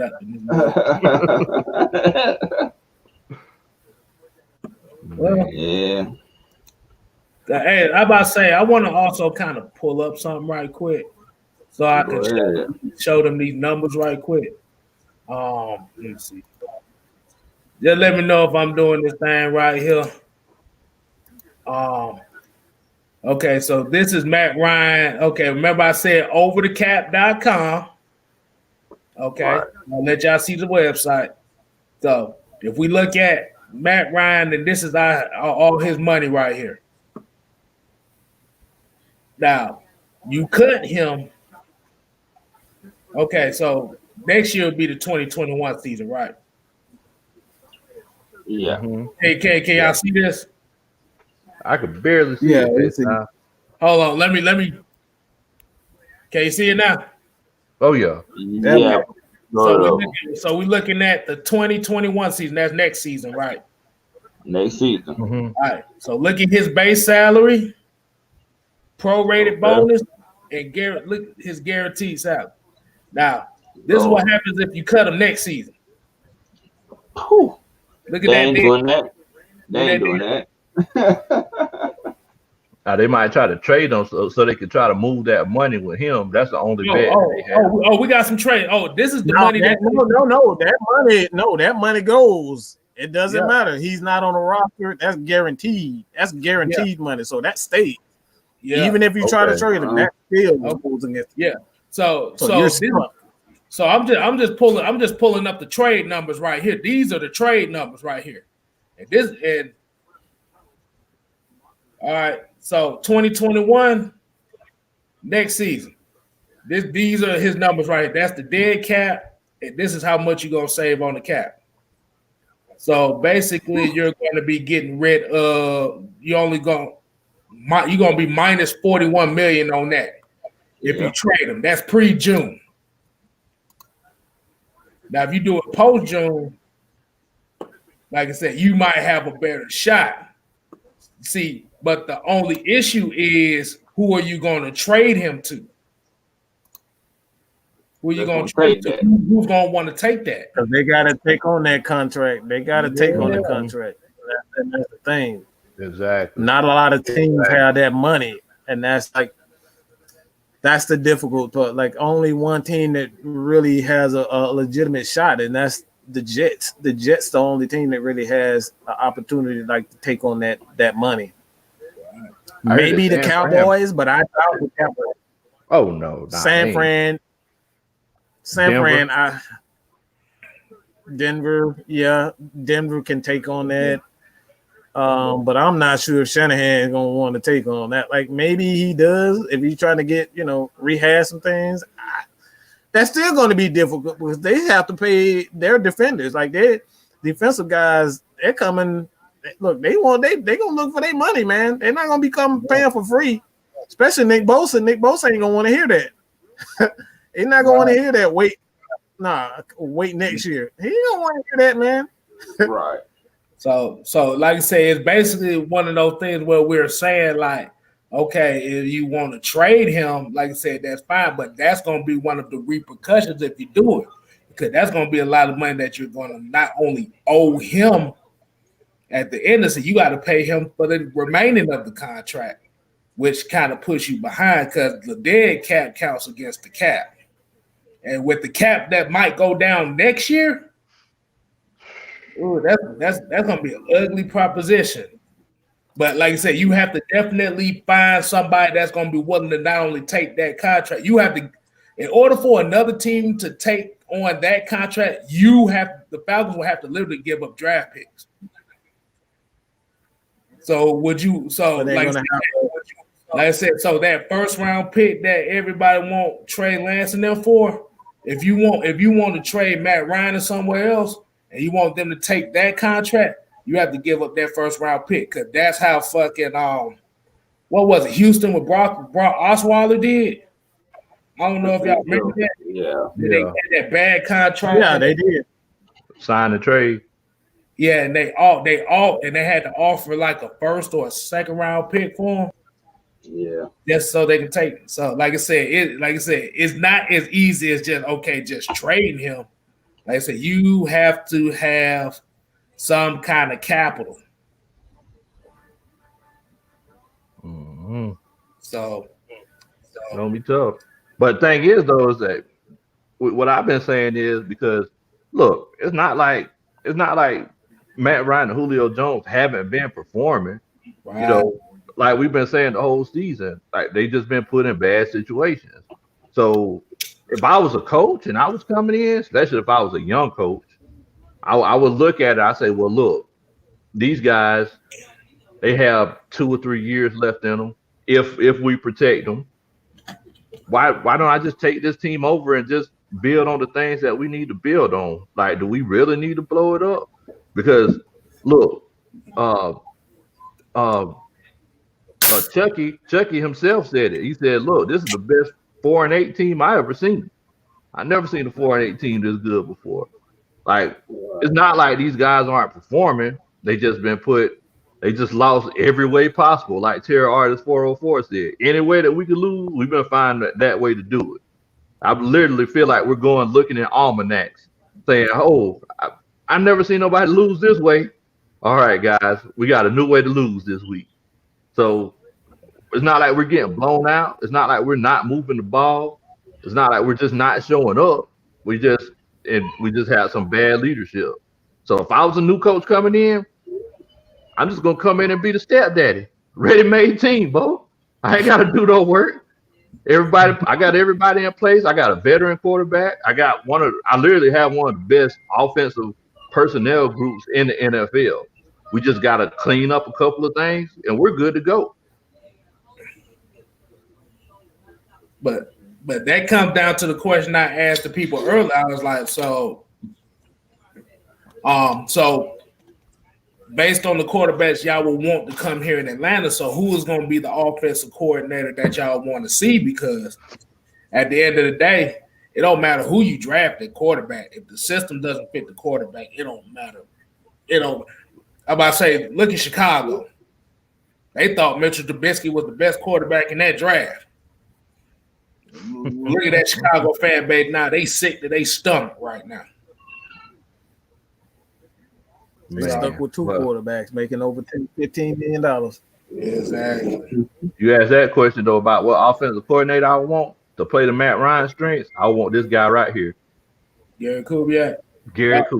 Oh no, I wasn't saying Matt Ryan straight. I was talking about the people that said trade Matt Ryan and the quarterback. Oh, okay. So I was saying, what offensive coordinator would they want that would fit that quarterback strength? Because if they're like I said, you can draft a quarterback and all that stuff if you want, but like I said, if your offensive coordinator's job doesn't pertain to bringing the best out that quarterback, it don't matter who you draft, first, second, third overall, hell, 165th pick, whatever. If the quarterback doesn't fit that system, you just basically just lost out on whatever. Yeah. I mean that's disagree. True. I just disagree with the notion that everybody think you can just bring in any type of player and just he's gonna perform well. Like I don't know how many scenarios that we've seen over and over again from years, from decades. You go back and look at Steve Young when he played for Tampa Bay. A lot of people forget about Tampa Bay, his Tampa Bay years. Man, he went to San Francisco and became a Hall of Fame quarterback. You know what I'm saying? So it's like you can't just because he looked good in college doesn't necessarily mean he's going to translate to the NFL game, and that goes for coaches as well. It's like just because Gary Kubiak, did well in not Denver, but Denver, but like these, it has to be the perfect marriage, man. It has to be the perfect marriage, and to be honest, I think that perfect marriage begins with the head coach, the head coach and the general manager. If their relationship isn't on par or eye to eye, doesn't matter which quarterback, how many picks we have, they gotta see eye to eye. And that's something when you go to the Chicago Bulls, the great Chicago Bulls, the Lakers teams, like they all had that great head coach general manager relationship to be able to to succeed. Like until we get that, I don't think it matters what head coach. That's why you haven't seen your boy Matt Mike really looking into looking at coaches right now, because I think it all begins with their head coach and that general manager, man. And more importantly for us, and that's the reason why I brought up Rich McKay, is Rich McKay really in the issue? Is Rich McKay really the issue? Is he the problem?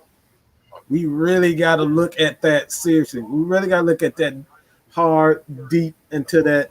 If I can really say, okay, the Falcons have this issue. All right. Dan Quinn was fired. Mike Smith was fired. The only one that's left is Rich McKay. That's only right. The only two that's really left is Matt Ryan and Rich McKay. Matt Ryan is still putting up numbers, and Rich McKay, both of his guys got fired. So is it really, you know what I'm saying? Is it really him? Yeah. True. Yeah. That is true, though. That is true. Now, I tell you what, I got a question for y'all, though, because y'all were talking about bringing somebody in, and we were talking about that whole aspect of coaches and quarterbacks and, having that perfect marriage. So Mario Robbins, he was saying that if we had a dual threat quarterback, it would change our team. Now, y'all tell me how y'all feel about that. Y'all tell me how y'all feel about dual threat quarterbacks and if that's a direction we should go, because a lot of people calling for it. Can I go real fast? It's gonna be real fast. Just real fast. I ain't got maybe 5 words. Okay, maybe 5 words. Go ahead. That's it. That's all I got to say. I mean, man. Quarterback. Not all do it threat quarterback. Quarterback is overrated, man. That's overrated. Dual threat quarterbacks are overrated. That's all I got to say about that. It's completely overrated. I agree with that, Mike. I agree with it. I mean, it ain't only dual threat quarterbacks winning championships and stuff like that. So you ain't got to be dual threat to get a ring, man. So no. What do you think, K-Style? Like I said, it just comes back to what we keep saying. It's all on system. Like I said, you can have a dual threat quarterback. There's a lot of dual threat quarterbacks in the NFL now. Every last one of them ain't winning a Super Bowl. Because like I said, even like I said, we played Justin Herbert today. Justin Herbert, like I said, when you're talking about dual threat, are you talking about a dual threat quarterback that can run decently, or are you talking about the Lamar Jackson style where he runs a 4-2? He reminds me of a lot of Matt Ryan. I apologize for interrupting, but he really reminds me a lot of Matt Ryan. When I saw him today, he looked so much like Matt Ryan, it was scaring me. He looked so much like Matt Ryan. I'm about to say you ain't. Nobody said anything. I'm about to say you ain't hear the commentator. The commentator was talking about how Justin Herbert was working with Matt Ryan in the offseason. I didn't hear that. I didn't hear that. Yeah. He reminded me the whole offseason. So yeah. Wow. Now that makes sense. That makes so much sense now. Yeah. Like I said, I listen to other stuff too now. I'm looking at other things. don't get it twisted. But like I said, when you talk about like going back to the question, when you talk about a dual threat quarterback, are we talking about a quarterback that can move, that it has escapability, or are we just talking about a straight 4.3 40, 4.29 40 quarterback that can run blazing speed? Because at the end of the day, it don't matter if you can run fast or not.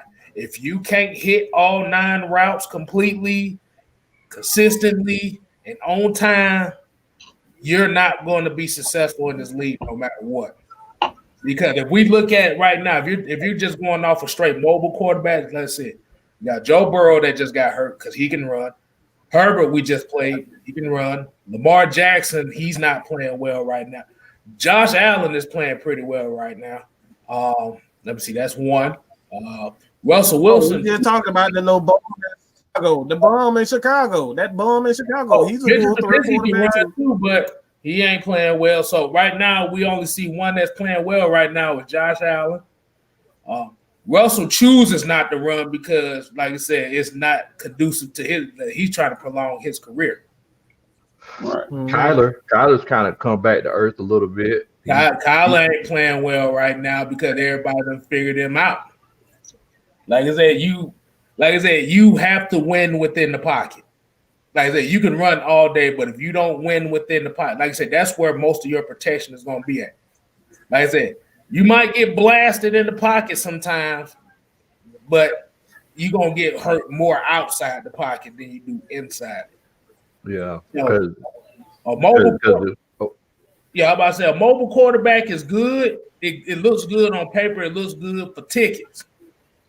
But if that mobile quarterback cannot hit those 9 routes accurately and on time, like I said, you're basically playing with a guy that can run and stare down receivers, and you're not going to win championships with that.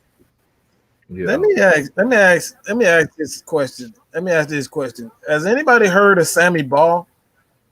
Just do a quick Google on who Sammy Ball is, okay?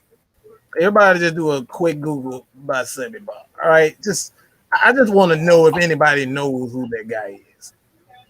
So the idea is that like mobile quarterbacks run the league. It's like mobile quarterbacks has always been a part of the game.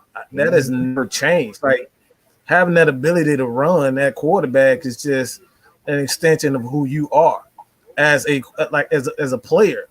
You know what I'm saying? So like it still comes down to, can you throw the ball? And Sammy Ball was one. You know, he was a great quarterback first, dual threats. We're talking about he can run the ball well, and he can throw the ball. So like this is Steve Young. You look at Steve Young. Steve Young was a runner second, but he was a thrower first. So it's like I don't understand why. It's like even with Patrick Mahomes, he is a quarterback first. He's a quarterback first. So it's like the idea that, dual threat. No, it comes down to one thing, and this is what your boy K-Style just said. Can you make those throws? It's really that simple. Yeah. Because you got a lot of mobile quarterbacks that can't hit them routes, bro. And like I said, if the only thing you can really hit is a go route and maybe a slant route, and you can't hit the other 7, oh boy, that's not a good look. You're gonna get your ass killed. Keenan Harris said that this is a new era. Pure pocket QBs are not in. I guess that's why I kind of disagree in a this way. man 43. This man 43 years old. I can run faster than him. That dude 43 years old. He's still in the league. Like I said, I kind of disagree in a way, only because I'm gonna look at it from this standpoint. When we're talking about mobility, you have to be mobile in the pocket to manipulate the pocket to where your throws can be most effective. You don't have a quarterback to be like that. Yes, exactly. But the problem is that we have a lot of quarterbacks that come in the league now that don't really have that type of pocket presence. So that's why it doesn't look like the pocket quarterback doesn't work no more. Thank you, Nick Turner. Thank you so much, Nick Turner. Yeah. I mean, look, guys. If we look back at past history, if we look at the Cam Newtons, the RG3s that were just dominating the league, the Colin Kaepernicks, even the Lamar Jacksons, over all these years, all these guys, they came out on fire, and everybody thought that they were going to be the new dominant quarterback, the new hybrid quarterback. RG3 got hurt multiple times. Cam Newton had an MVP season, did really well, got hurt.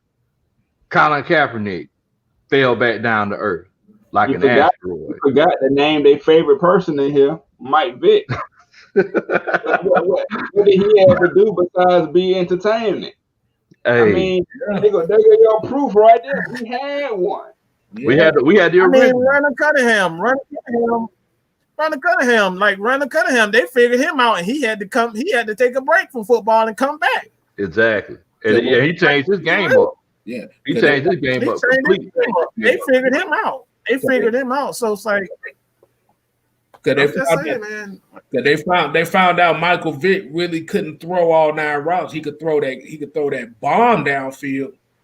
But what messed Michael Vick up was he tried to throw the out routes and the swing routes so damn hard, like all the high percentage throws he couldn't really hit like that. But you have to remember when he played in Atlanta, like I said, on average he was hitting like 52% of his throws. Yep. So, like I said, you got Sean Jones in here saying he'll trade him for a Charlie Brown. He'll trade Matt Ryan for a Charlie Brown blanket. Come on, man. Look. Because, like I said, I'm not gonna call. Like I said, everybody has their opinions on how Matt Ryan. Because, like I said, let's be honest. Everybody was ready to get rid of Matt Ryan after the 2012 season when they lost in the NFC Championship game. That's when they didn't even give him that. As soon as they said Matt Ryan on the podium, they was ready to get him because, look, it wasn't Michael Vick, so they wouldn't even give the guy a chance. Basically, anybody that was gonna come after Michael Vick, rather it have been a Cam Newton or Matt Ryan, Joe Flacco, or any quarterback that came after Michael Vick, they'd have got booed right off the damn stage. Let's just like I say, it's not the Matt Ryan protection. Like I said, that you have a lot of people here talking about we're protecting Matt Ryan. No, we're not protecting Matt Ryan. Matt Ryan has games where he's played terrible. Yeah. But like I said, every quarterback has terrible games. It don't matter who. Like I said, like hold on, I'm gonna highlight this. I'm gonna highlight this guy. Oh, so I asked Red Money 41. Like I said, name a quarterback that's never had a terrible game. And then, like I said, just come back, just comment that, and we'll figure that out. Like I said, if you can name me one quarterback that's never had a terrible game in his whole career, then like I said, we'll stop talking about it. But I'll stop performing. I will stop. You will never see me on YouTube ever again if you can name one quarterback that has never had. We're talking about never had a terrible performance. Yeah. I'm just saying, bro. Yeah, like quarterbacks have bad games. Because we're talking about quarterbacks, like I said, we can say, like I said, when they look at quarterbacks, they're looking at Tom Brady, Drew Brees, Ben Roethlisberger, Aaron Rodgers. Like I said, what is the consistent constant of those four teams? They've been in the same system for 10 plus years. Exactly. So it's not so much as calling Matt Ryan because we like him. Like I said, we understand that he could play better. But like I said, you got to come up with a solution. Like I said, if your offensive coordinator, if the system is not consistent with the quarterback that y'all want, like I said, y'all can get Trevor Lawrence in here tomorrow. But if he's running this dirt cutter offense and he's playing the same way Matt Ryan is, y'all going to be ready to get rid of him after year one. I'm just going to be honest. Yep. Well, I definitely agree, man. I definitely agree with you. I'll stop before somebody try to tell me to shut the hell up. So, hey man, they don't like the fact that we're just telling the truth about running quarterbacks. It is what it is, man. When it all comes down to it, you can run all you want to, but this ain't Georgia Tech and this ain't Paul Johnson offense, okay? This ain't Army Navy, okay? You gotta throw it down, all right?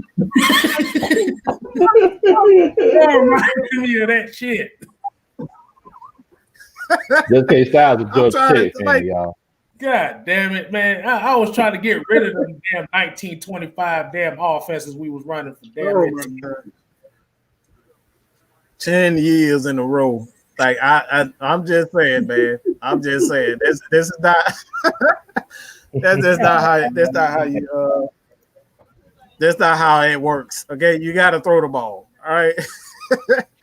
Somebody said Terry Bradshaw never had a bad game. I kind of beg to differ on that. There was games where he threw interceptions out the ass. He said he threw like 4 interceptions. He said that himself. So like you can go back and see him. He said if he didn't have the Steel Curve defense, he wouldn't even won a Super Bowl. He wouldn't even been in the Hall of Fame. So he was almost not even the quarterback. Joe Gilliam was supposed to be the quarterback, but yeah, I digress. He wasn't even supposed to be the quarterback. Yeah, as I said, Terry Bradshaw had a lot of terrible games too. But at the end of the day, that Steelers team was complete. They had a running game and a defense that you were scared to face. Man. 4-9, guys. 4-9. 4-9. 4-9. Like I said, this regime just need, like I said before, this regime just need to get thrown in the garbage. That's all I gotta say. This is not. It does, but it all comes down to it, man. The coaches just they got to do a better job of being responsible for the lack. Like we've been saying the exact same stuff over and over again, you know, from the coaching staff, from the game plan. We've been seeing the same game plan since 2015, to be honest. Since 2015 on the defensive side of the ball, on the offensive side of the ball, we've been seeing the exact same stuff. So yeah, the reason why I brought that up, you know, who really is at fault? If you're consistently doing the same stuff over and over, is it really the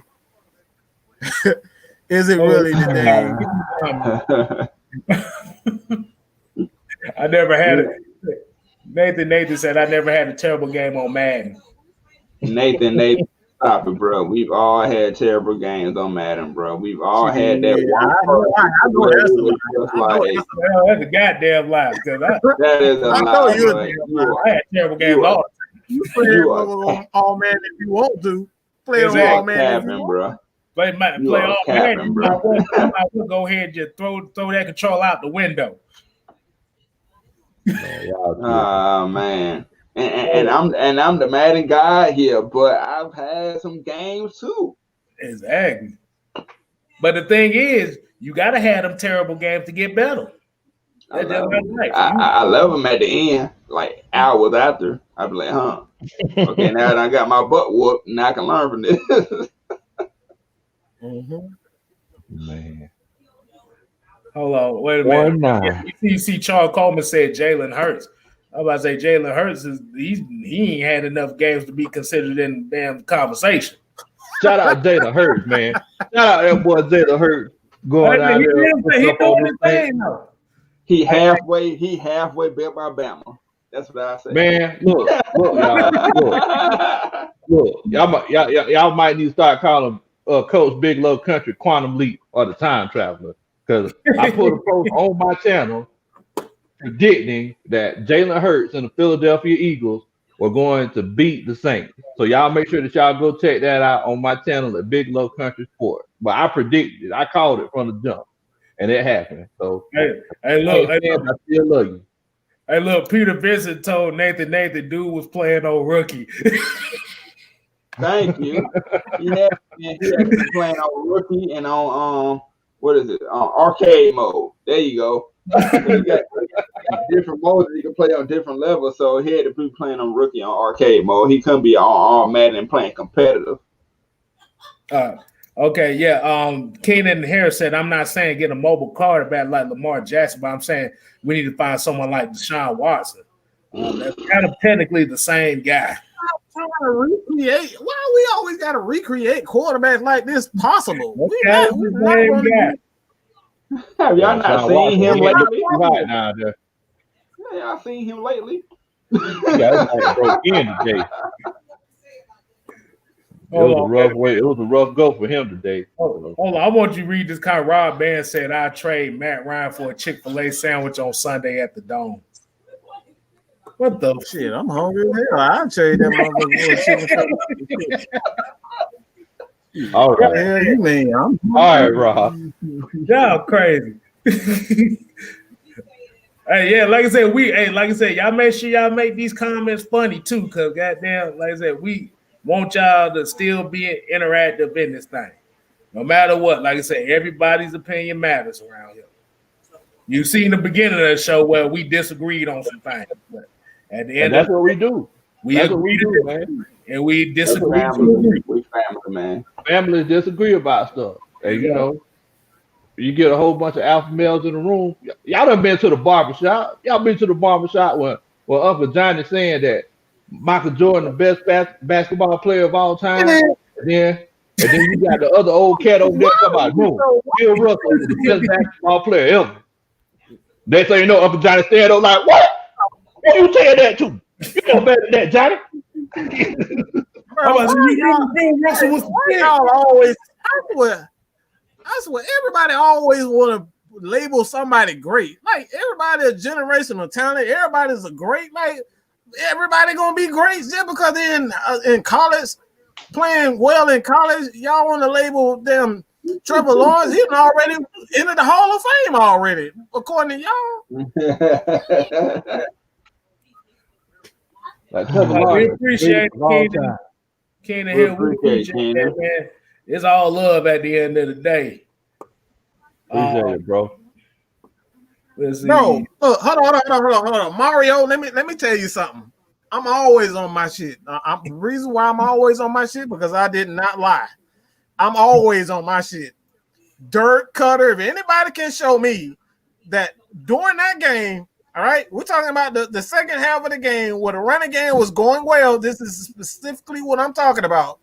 Why weren't we running the ball instead of running play action? Was anybody screaming, Dirk, what the hell are you doing?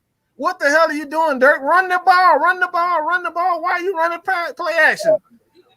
That's just truth. Sound like a broken record. Sound like a broken record on repeat. No, we're talking about, yeah, I hear that. Yeah, it's a broken record with them. You know what I'm saying? Every game we saying this, and that's when I'm upset. It wasn't necessarily, you know what I'm saying, what Lowe was saying. It's about it being a broken record. Every game we're saying the same thing about Dirk Cutter. Why aren't you running the ball? You're running play action. They know it. They're sitting on their routes. And that's why even a great quarterback like Matt Ryan is going to throw, 3 interceptions in the game, especially when the defense, we don't give a defense credit. They know what's coming, so they're going to sit on those routes just like they did today. They know coming. They know it's coming. So that's what my frustration is coming from a offensive coordinator. These defenses know it's coming. They know it's coming. And we got Dirk Cutter still calling it. So that's where my frustration is coming from. I'm tired of seeing the same stuff over and over and over again. You know what I'm saying? And it really is just that simple. Tired of seeing the same stuff over and over again, and we don't do anything about it. Besides just we're gonna put it on Matt Ryan, man. But yeah, definitely, like I said, at the end of the day, every quarterback had their fuck ups. Oh yeah, it is exactly. Like I said, if we're gonna charge one quarterback for their fuck up, we gotta charge them all. Right. Even win or loss. Like I said, at the end of the day, you have to make the plays that need to be made in crucial situations. Like you said, Coach, like you said, Tonell, like Juice say, like Mike say all the time. You got those 4 or 5 plays that need to be made in order to win the game. The Falcons did not make that today. Exactly. Offensively, mostly. Defensively, is a couple that could have been made, but like I said, those 4 or 5 plays are the difference between us being a 4-9 team now that we are and being a 9-3 team. Yeah. Like I say, it's culture, bro. Like I said, the culture of the Atlanta Falcons is not good right now. It's not good. It's soft. Like we say, it's soft. And like I said, it doesn't predicate to basically taking advantage of opportunities when we need to. It's like once we get up, it's like, okay, I'm finna just sit back, I'm finna chill and do. But if you don't keep your foot on those folks' neck, this is exactly the result you're going to get. Man, it's rough, man. It's rough. Man. I guess y'all the 2-point conversion? Yeah, we go. I guess we go ahead and end it on a good some note, whatever we got. Yeah, 2-point conversion. Find the shootout, whatever the hell we won't call it. Damn it, we lost. So just look, man. I'm gonna say this: the nightmare is almost over, y'all. The nightmare is almost over. You got 3 games to go through this BS, and it's all over. You can put your heart pressure pills down for the off season. You can relax. You can actually enjoy your Sunday and watch some other football teams actually play some football correctly, and watch somebody win a championship and enjoy your life and don't have to worry about these Falcons. Watch the Cowboys. I wouldn't. Don't watch them. I wouldn't watch the Cowboys. If you want to look at some real football, don't watch them. But look, y'all, we appreciate y'all for watching each and every week. You got Tuesday, Atlanta Falcons heavy hitters. Wednesday, you got ATL and Sports Zone. And right after we get off, just stay right here on Mad Mike Sports and watch Miss McAtee and J-Rod. They should be over there now. And, you know, subscribe to my channel, man. The link is right here in the chat. I'm putting it down. Look, I'm at 377 subscribers right now. If all 123 of y'all go subscribe to my channel, I'll be well over 400. And I'm really one of the few Atlanta Falcons fans in Atlanta Falcons Nation, of course, and also one of the few Atlanta Falcons Madden players. So I represent y'all well. And, you know, come have your boy back. Hit that subscribe button and watch me rock on Madden. Lo, pass it to you. Hey man, just like your artist 404 said, look, it's been a rough season, y'all. You know, we've experienced all kind of losses. I think as a Falcons fan myself, this has been the most frustrating season I've ever been through. And I think the only benefit in this particular situation is that, you know, I get a chance to go through it with other Falcons fans. And, you know, we definitely appreciate y'all checking us out every Sunday, checking us out on Tuesdays for the heavy hitter. And me and my homeboy Tonio on Wednesdays, 8 o'clock, ATL in Sports Zone. You know, y'all make sure that y'all check out my channel, Big Low Country Sports. I'm sorry, y'all, I'm from the country, so it's spelled Kuntry. Make sure you do a country boy a favor and subscribe to my channel. We talk about football, basketball. Look, if y'all want to, I'll talk about bowling with you because I do got a pretty good bowling handicap as well. So one of these days we'll get together and go roll that ball. One of these days. Hey, I'm ready. I'm ready to thump that. I'm down with it. I'm down. I'm down with it. I'm with the shit. I'm down with it. I'm down with it. Okay, so when I dust y'all off, we gonna take the picture. You know, I bring my own ball and shoes. Myself. I bring my own ball and shoes, so you know we could. Well, I ain't got that kind of game like that. I use whatever's at the alley. But yeah, man, yeah, we'll definitely be getting together once all this COVID and everything is lifted. But I'm gonna put my link in the chat, so y'all make sure y'all subscribe to my channel. That's Big Low Country, spelled with Kuntry, Big Low Country Sports. I'm gonna go ahead and cross it over to the right hand, that's over behind the back to Mad Mike. Tell me what you got, bro.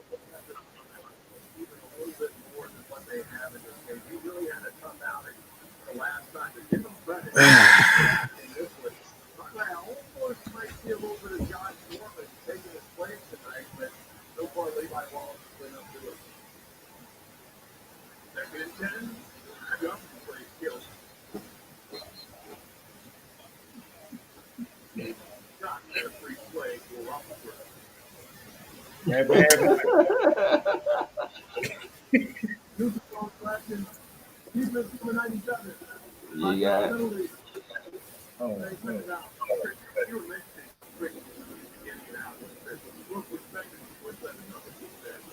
That's it. Glitch out on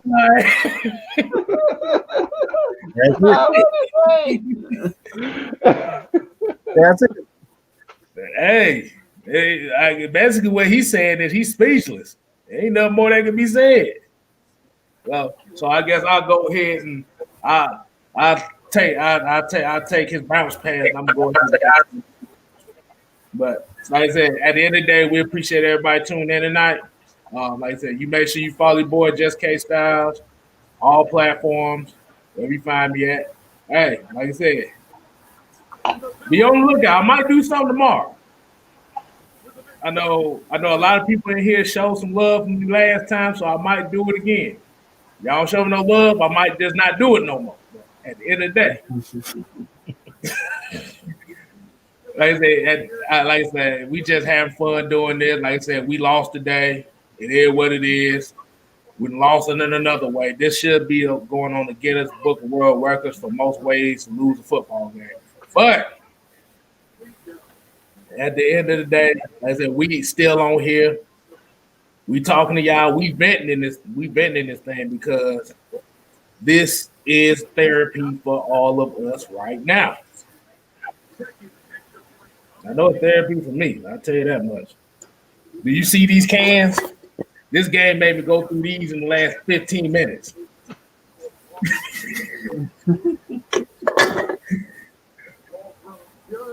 But that's all I gotta say. Like I said, just appreciate everybody just showing up tonight. Like I said, giving us the love that we give them too. That's it. All right. I just hope for the gone. I'm tired of seeing the same stuff over and over again.